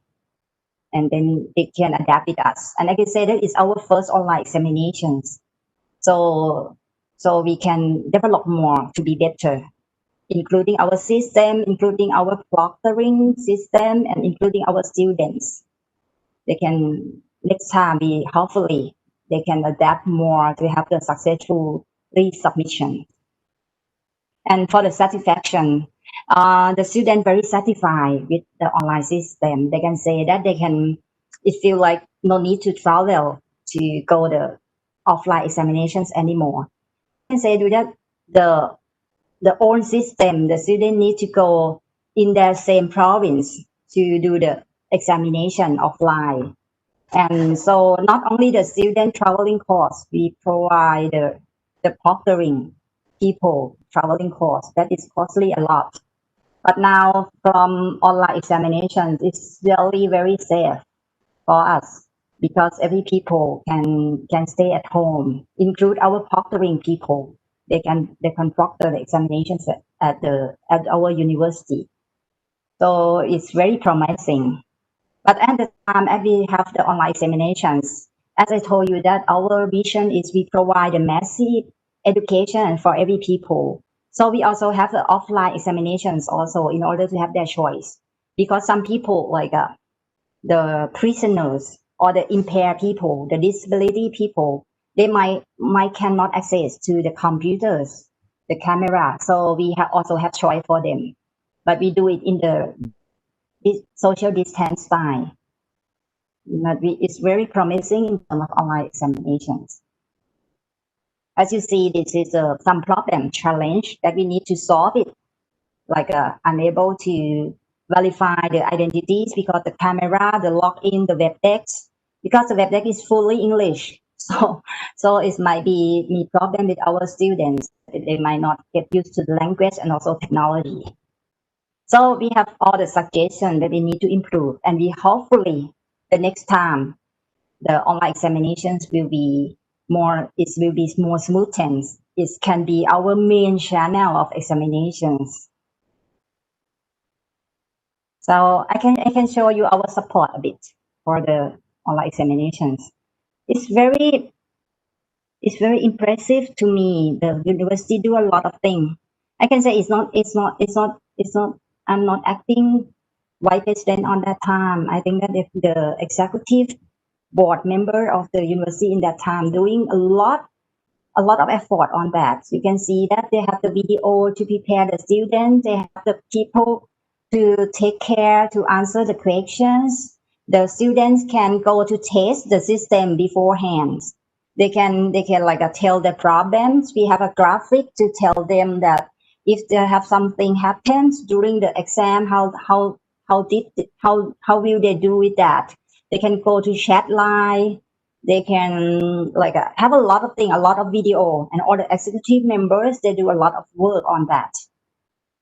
And we also have the evaluations afterward also, or it's included in our website. So my last slide is not, I can say that the COVID-19 is not new normal anymore. I thought that is our next normal. We will keep it as normal as our usual. We learn a lot of that. Good side, bad side. We change from bad side to be our challenge. COVID it and this will be.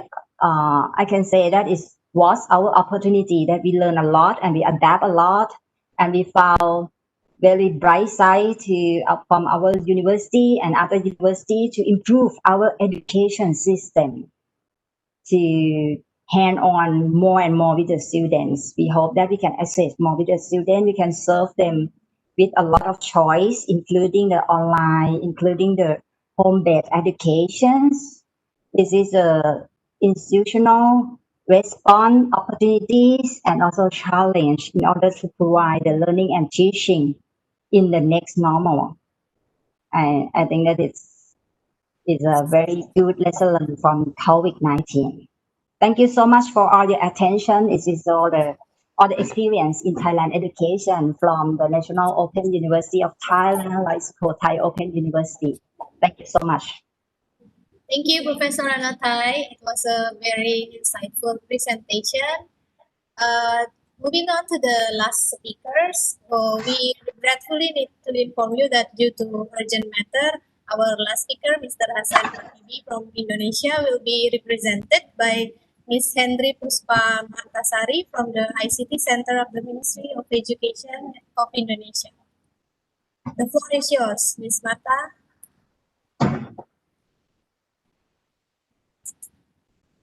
You're still muted? Okay.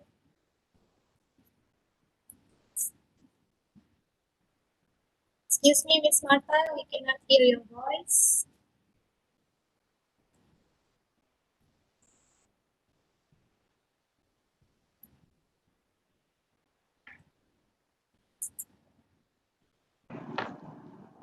you hear my voice now? Yes, now clearly. Thank you. Okay, thank you. So, first of all, let me apologize for the inconvenience, Pak Hasan, due to actually schedule for this meeting, but he needs to attend a meeting with the minister, so I need to represent him for this presentation about learning response on education and coping with COVID-19.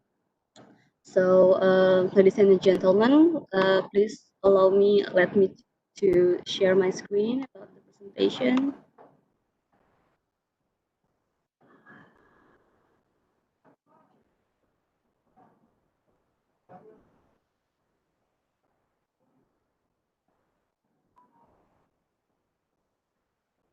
But also here, Indonesia represent with me, but also with Pak Eka, that will help us to answer if there's any question about the report of response on education and coping with COVID-19 in Indonesia.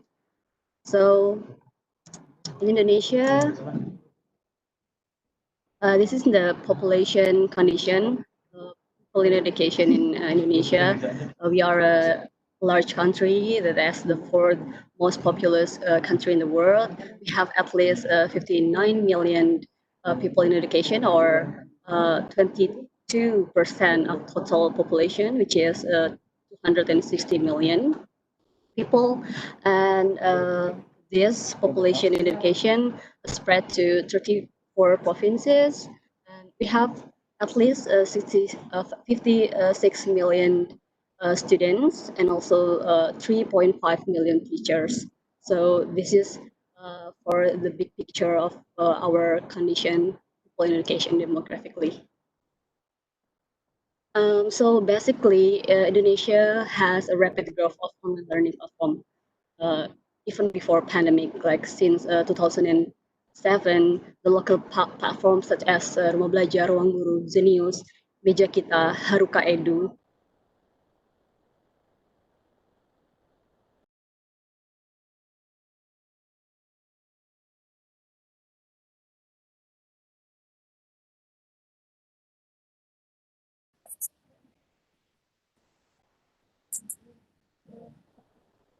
from 59 million students, at least 52.6% is using internet actively on daily basis, and 65.5% of them using it for learning. So actually, Indonesia has already started using online platform very actively since before pandemic. But based on the survey, when we face the pandemic, this is a huge challenge, not only for Indonesia, but also, of course, for global. We have facing a lot of challenges. A lot of teachers, students need to push their limit to conduct the learning with, of course, distance learning, because our priority is to for the health student and teacher. So to cope with that, distance learning become the answer. And based on our survey, in the survey is around the first 5 months, starting from the pandemic in February. Most of the teacher giving assignments and asking students for using various digital learning resources, and also giving digital interactive learning content as the most activities that they deliver to their students. Teachers also giving textbooks from school, like they try to print it like the material that fit into the subject they teach, and then delivered it to students as well, become the one of the activities, the most activities that they do. And other activities such as asking students to study from other textbooks, or making a research project of or creativity with other students as well, and making some resume from the subject materials and other activities. But the silver lining of this pandemic is actually it creates like we see that a lot of teachers try to enhance their competency in most of all in the ICT competency. So now it's become a ecosystem, student and teacher to engage with technology even more than before. So that's the silver lining I think that we can take from this pandemic. About the policy, since March, since the beginning of the pandemic, Ministry of Education has made some adjustment to education policies and provided initiative and solutions during the COVID-19 pandemic. So since March, for example, we already tried to removing national assessment. We call it ujian nasional, and also simplifying the school assessment. So like each year in the last grade, there is also a school assessment, and then Minister of Education delivered the policy to simplifying that, and then conducting PPDB or school acceptance with online format to limit the gathering between parents and prospective students, also school administrative, and adding some school acceptance category for exceptional students. And also, there is in April there is a budget reallocation from higher education department to help the university hospital to cope with the COVID-19 patient. So the university hospital who managed by the university helps to become the to handle the COVID-19 patients. And also we already we allocated a budget, some budget for BDR. BDR is the material, like the video that played by national TV, TVRI, and then we manage like some schedule so the students will be able, especially for the students who have a limit for internet access, they can watch on the TV because we already put the programs there. And we also launch a Guru Berbagi program. It's the platform for the teacher to share to each other about the material, the content, and etc. And also some other mechanism simplifying the other mechanism such as operational school costs to support teacher incentive and also for online learning. In June, May until June, Ministry of Education already giving subsidy for at least 410,000 in higher education students. Also expand the grants. We call it Bos Afirmasi and Kinerja, not only for the public schools, but also for private schools. And in July until August, we launch the emergent curriculum or curriculum darurat, and also distributing learning guidance for teacher, parents, and students, especially for in the primary schools. So about the emergent curriculum, we simplify the curriculum so the teacher and students not much burdened by the target of the competency. As long as the essential competency has covered, then it's okay to be used by school. And our recent policy is for subsidy for internet quota. It's for all students and teacher in primary and secondary students, and also in higher education, and also lecturer. So those 60 million around that we mentioned before, they get subsidy for internet quota. So for the early childhood students, they get 20 gigabytes per month from September to December. Students in primary and secondary schools, they get 35 gigabytes per month, and students in higher education and also lecture gets 50 gigabytes per month, and teacher gets 42 gigabytes per month for 4 months since September to December. And this is for the big picture, how much the allocation budget to overcome the impact of pandemic COVID-19. So at least 125 trillion rupiah, or approximately in USD, $9 billion USD. The budget already distributed or in process to distribute it to cope with this COVID-19 pandemic impact. So, for example, about the bus and then traditional school operation costs, teacher allowance, internet quota, and subsidy for the college fee. This is the commitment from our Minister of Education to cope with this pandemic.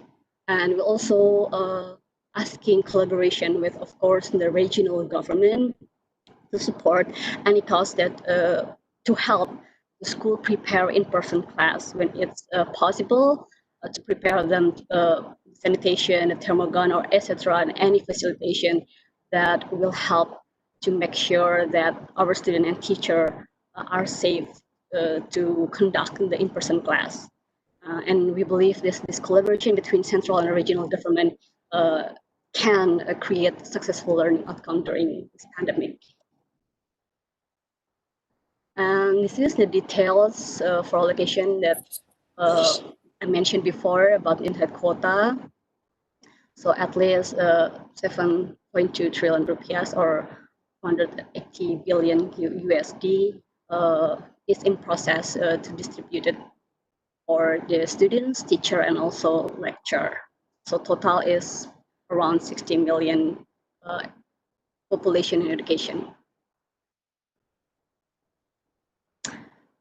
This is also the platform that we prepare, especially in Ministry of Education, to support distance learning. But we're not limiting only this platform. We also collaborate with other private platforms to make sure that a student and teacher can have the material that they can get anywhere. So there's Rumah Belajar, Suara Edukasi, TV Edukasi that can be accessed online, also offline.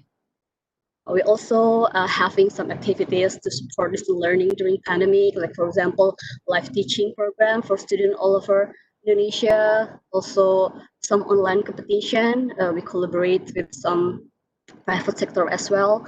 This is to motivate students and distract them for boredom during learning from home.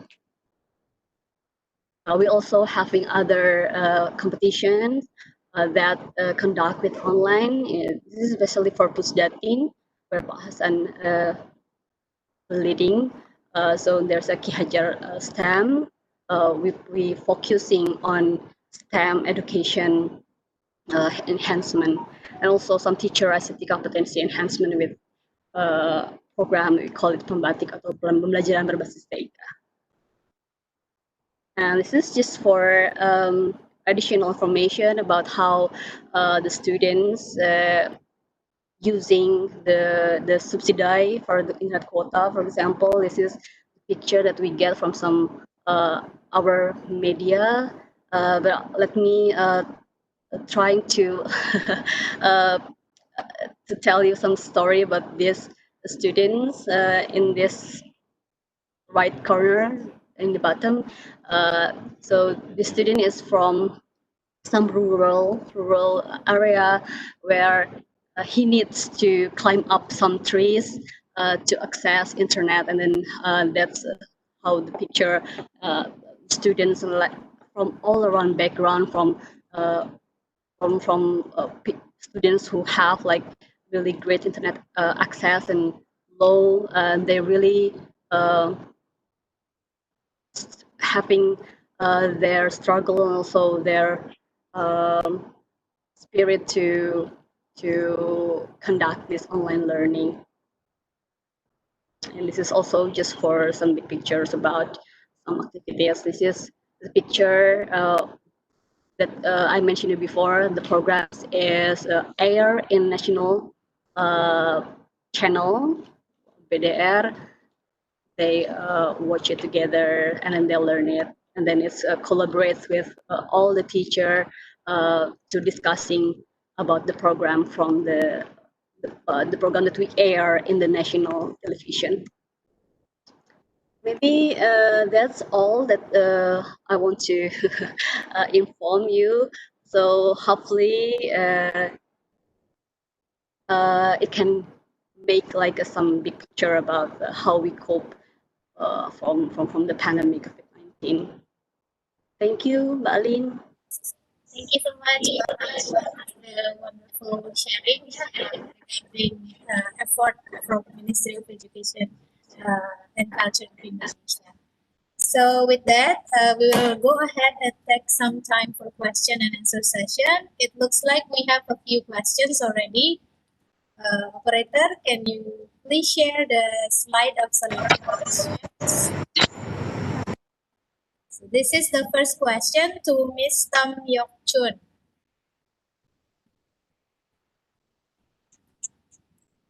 What kind of devices from your experience is best for students and teachers to do e-learning? Is it notebook or tablet or handphone? This is from SEAMOLEC Governing Board member from Laut PDR, Mr. Sukhothai Saklokam. Please, Ms. Tham Chun. Hello, thank you. Thank you very much for the question from Lao PDR.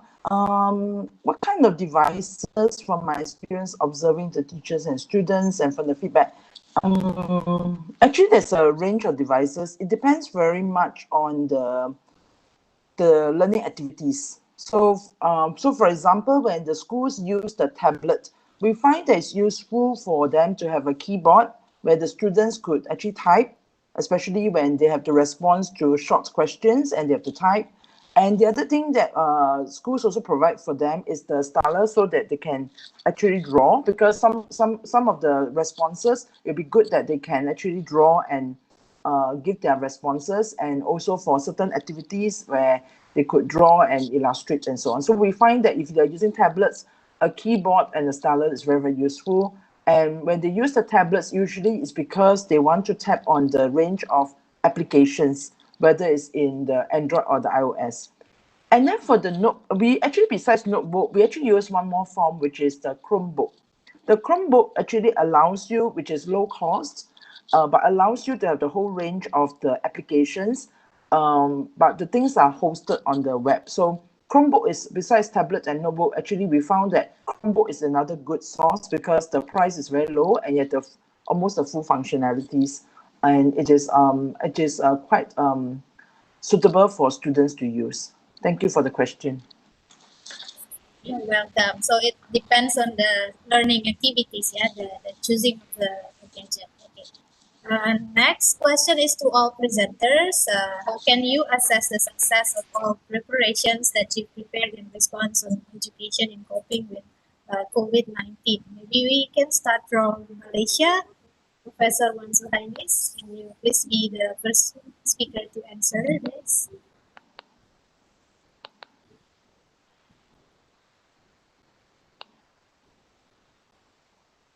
Professor Zuhainis, are you still there?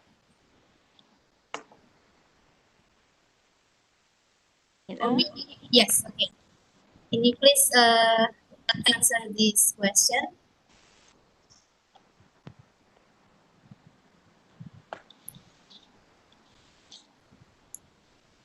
Can you please read the question, because I cannot see the question. Oh, okay. This is the question. How can you assess the success of all preparations that you've prepared in response on education and coping with COVID-19? Okay. The assessment is done through not exam based, but through project based learning. So the continuous assessment and also the artifacts, the learning artifacts that the students shared, either in the form of e-portfolio or in the form of the students also being assessed through what we call the competency-based assessment and not through exam-based. Okay, so that's the question from Malaysia. Moving on to Thailand, perhaps, Professor Anothai, if you want to add some answer. I think assessment is very important for all everything be done. In terms of education, we have assessments in all the activity that we done. For example, like the technical system that we develop for the students and teacher. We also have the assessment. Like I show you the website of the online examinations. We also have the assessment for our evaluations in both in terms of the student and teacher. And also in education, we also have assessment that how do they prefer in terms of our system of online education. We assess what is the student's response, what is the teacher response also. And the assessment is not just only the end. We can say that we can assessment during our deliver of all, everything during the COVID. For example, while we teaching online, we need to assess the student that do they still be with us? What is their comment? Like finish one day, we ask for their comments. Sometimes we do it online, like we use the menti.com or let them chat in the chat box that what do they feel about today, and then we can like summarize and we prepare for the next day. How can we deliver our teaching online? That is the example. So I say that is really very important, and we should do it not only the end, we assess all the times in both qualities and also quantity. How like from 1 to 5, how do they feel with our preparation for them during COVID-19? And you can do it online. That is very easy, very convenient. Even Microsoft Teams, they also have like a poll for the people to rate all the things. So it's very convenient for us, and it's very good for the students, for the participants of our actions, because the online then can make them anonymous, can make them freely be assessed with us. That's for Thailand, for university in Thailand. Still with the same question from Indonesia, Mbak Nata, maybe you want to add something? Okay, thank you for the question. I think to assess like how successful actually the preparation to cope with the COVID-19 pandemic is. First of all, we conduct like several survey like regularly, like how satisfied actually, like how effective the students and teacher can get like in the point of the learning. How can they achieve the competency minimum? Like we conduct some survey based on regularly, like how high the participation rate from the students to get engaged with the online learning itself. And actually, like our last policy to deliver the internet subsidy for all the students, also based on our survey that the most challenging part to have distance learning during this pandemic is actually because they have limitation to have in the internet quota itself, and that's why the policy to distribute the internet subsidy is also based on that. So I think that's how we can measure like how successful the program that we prepare is based on the feedback from the student and teacher itself. It's in the rural, in the urban, and also in national scope. Thank you. About the subsidy, that's my son also got from the ministry. Thank you. And maybe from Singapore also can share Mr. Amirrachman for this same question. I think one of the measurement is want to ensure that every child who needs access to learning have access to the learning. whether it's through the device, through the internet access, and making sure that the digital divide is being breached. That will be access will be one of the things that we look out for. The other one is, as the other members have mentioned, is actually giving good feedback to the students and knowing that students have learned. And so the different ways that feedback is given, and students actually could complete the task, could actually answer the questions, and so the formative assessment, giving feedback throughout, is very, very important. So that's the other thing, that learning continues and the quality of the learning is there. The third thing is actually the social emotional aspects, which I mentioned, that the students throughout this period, we also look out for signs of anxiety, and so I make sure that it's being addressed early on when they have to learn at home, and the kind of environment, the kind of support that home needs, so to provide the necessary support. Thanks. Okay, we still have time, for another question.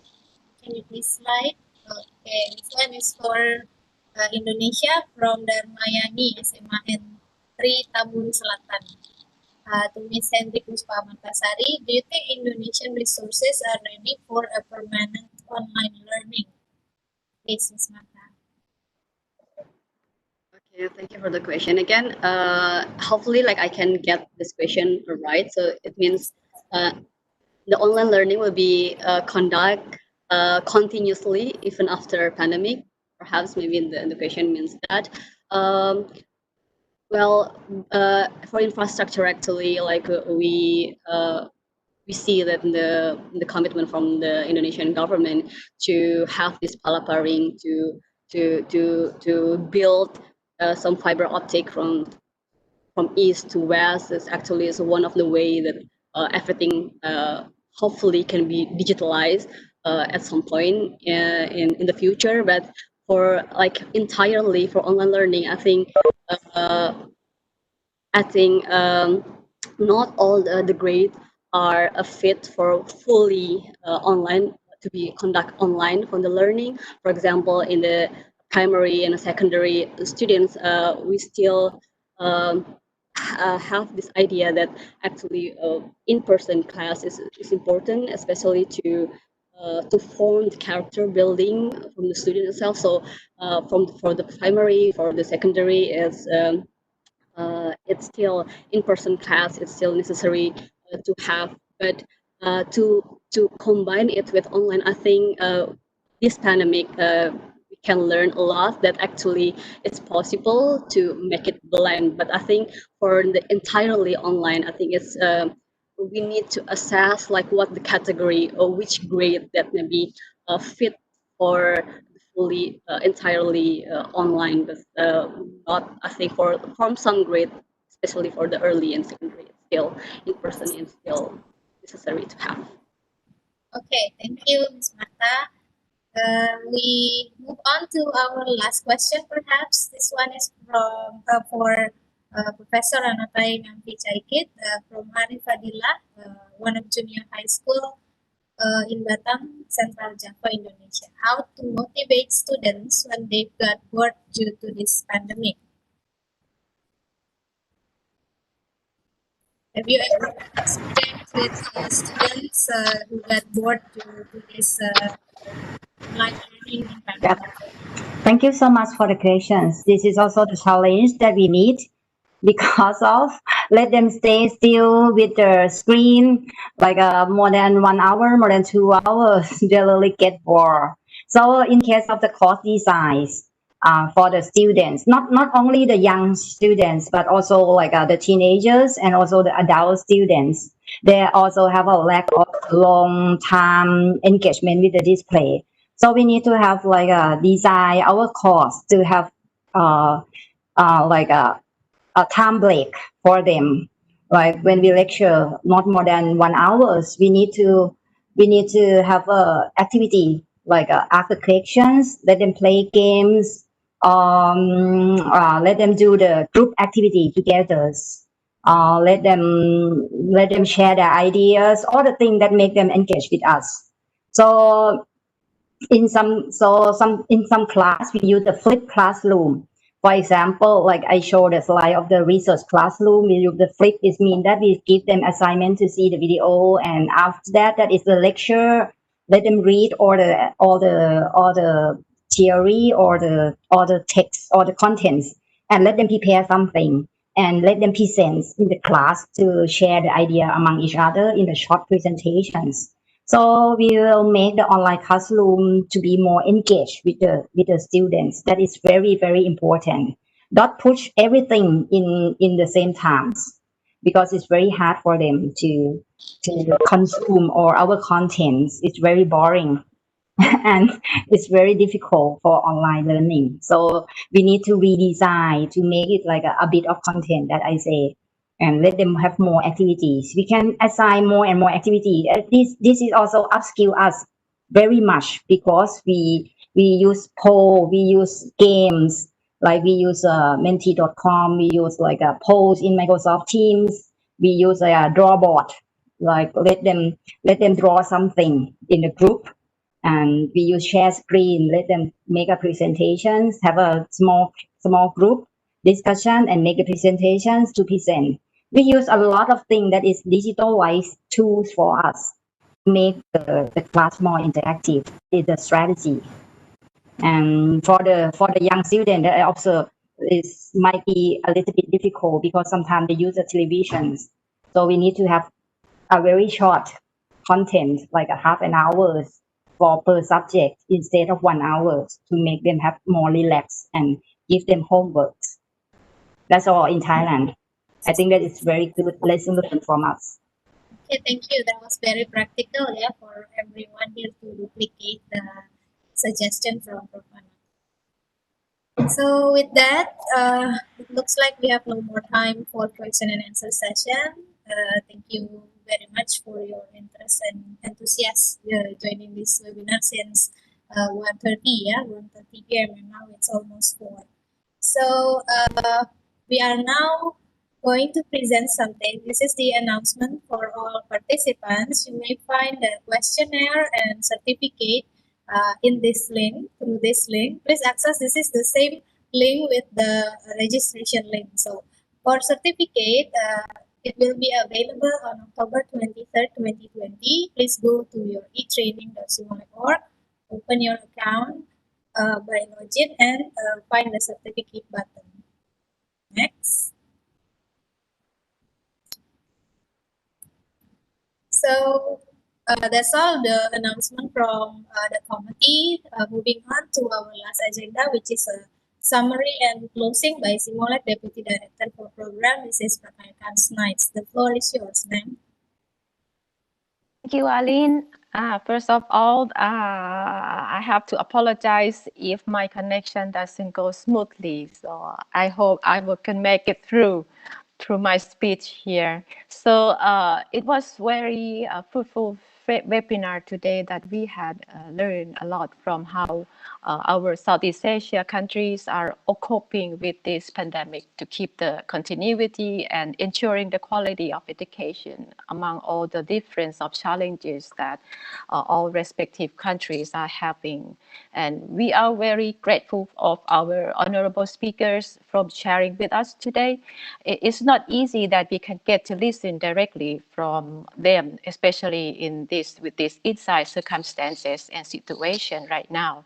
And starting from our associate professor, Dr. Wan from Malaysia, she is introduced us their first innovative word of imagineering during this learning in post-pandemic that we would need definitely to think and take it into action. So in higher education of Malaysia has a policy of future ready curriculum framework that they are looking forward into the future of transition that need us to consider to prepare ourselves in terms of skills and attitudes of students. During the COVID-19, Malaysia higher education confronted new challenges that bring rapid shifts in online learning practices that brings about the variety of supportive systems that has been implementing. For example, they have the e-learning clinic, which is an example of these supportive actions to promote the effective use of technology for students. And they also have the different virtual platforms, the modules for learning. They have the global classroom, Malaysia MOOC, and the guideline, which is related to the use of MOOC platform for the most benefits for everyone. So with the goal of these all practices is to engage students and teachers into the virtual learning environment together with the soft skill development as well that is our students will need in the future career. And we come to the Miss Tham, Yoke Chun from Singapore. We are so grateful for having her here. She just left with her important missions. She shared with us the actions taken for learning from schools during the COVID-19 from the Ministry of Education of Singapore. There are lots of supports in terms of resources, facilities, and infrastructures for teachers, students, including parents, to ensure the access and quality of the online learning. For example, they have the SLS capacity, the blended learning model to assist students to adjust themselves from full home-based learning to the full schooling. And they have also, this is very interesting for me, which is the initiation of the teacher online community, which is the platform or forum to connect those the experts, the educators, to share, to support, to motivate, even to encourage one another in terms of their coming to the same commitment, experiences, sharing, and instructional resources. That can be a good practice. That how I see it is for our Southeast Asia country. And for our Associate Professor, Dr. Anothai from Sukhothai Thammathirat Open University of Thailand, she shared with us the Thai policy in education during this pandemic. One of them is through the usage of the digital learning TV nationwide. And it is wise for Thai country that they are taking this critical moment, turning into the opportunity for education and development through technology utilization. It stem out the acceleration of IT skills for teachers and another looks of practices in learning processes. And she also shared many outstanding online courses, platforms, and practices and support, not only for students, but it offering to also Thai people in general to have the self-learning by the Open University of Sukhothai Thammathirat. But anyhow, as she showed with us that in some aspects of online learning process that we need still to learn and we need to still to continue to work on it. Like the university case study that she shared on the response of education during COVID-19 to cope with this critical moment together. And as we come to Indonesia from Ms. Hendry shared with us that we can see from a very unique country in terms of both demographical and geographical condition in order to come up for the educational policies to support for the whole nation. In this case, we can see from her sharing that the essential aspects is from the collaborations between central and the regional government that even goes to the private sectors in order to support the accessibility of online mode of teaching and learning with many creative activities conducted online to promote children to be familiar and get naturally close with the new mode of online learning classroom. And at this point, I hope that our participants would already see the difference of national challenges and circumstances among our Southeast Asia countries from our speakers that were coped by various policies and implementations in relevant with open and distance learning mode of education. So we are deeply appreciated our panelists for your sharing with us today.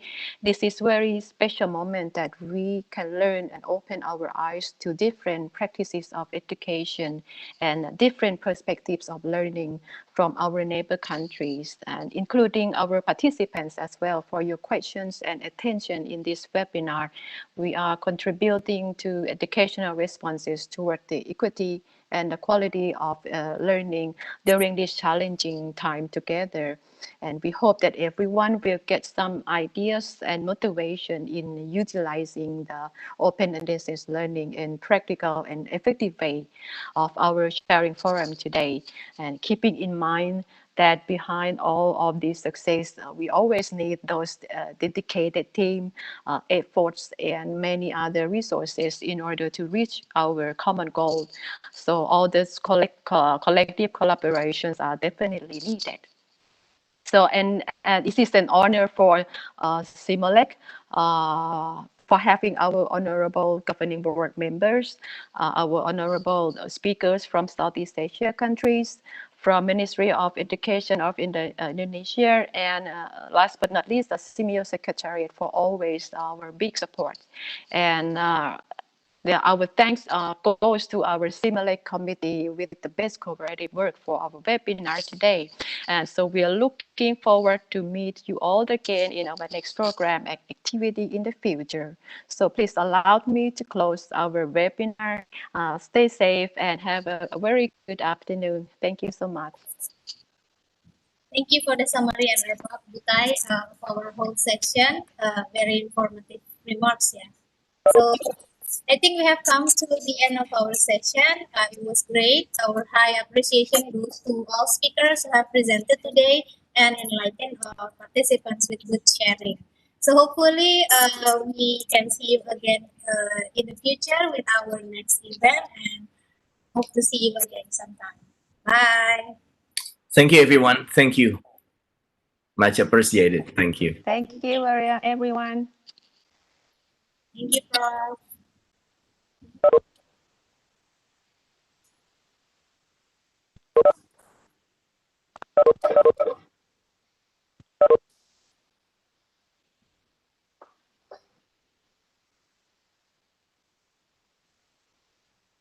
Thank you, Butai.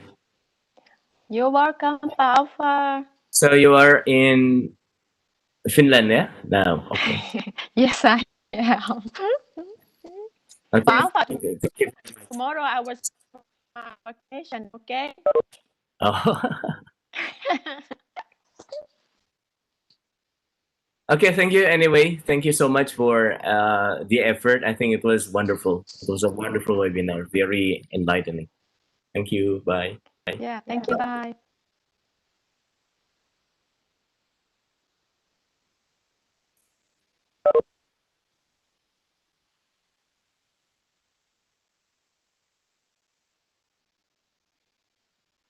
All right, Ethel, are you there? You still there?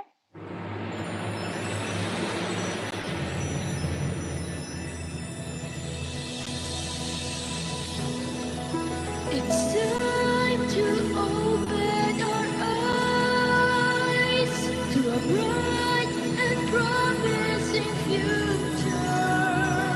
We'll rise to the call of the times and create a stronger tomorrow.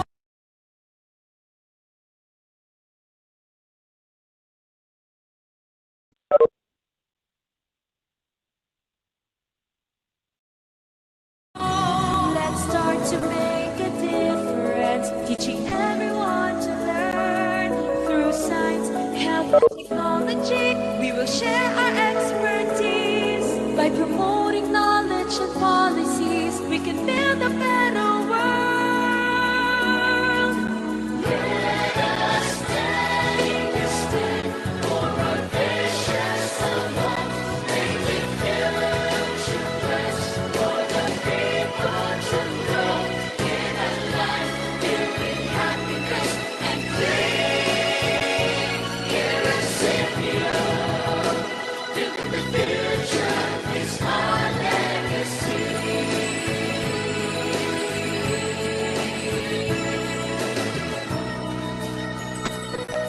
We'll achieve our goals through partnership, creating opportunity. By working hand in hand, we can accomplish all our dreams.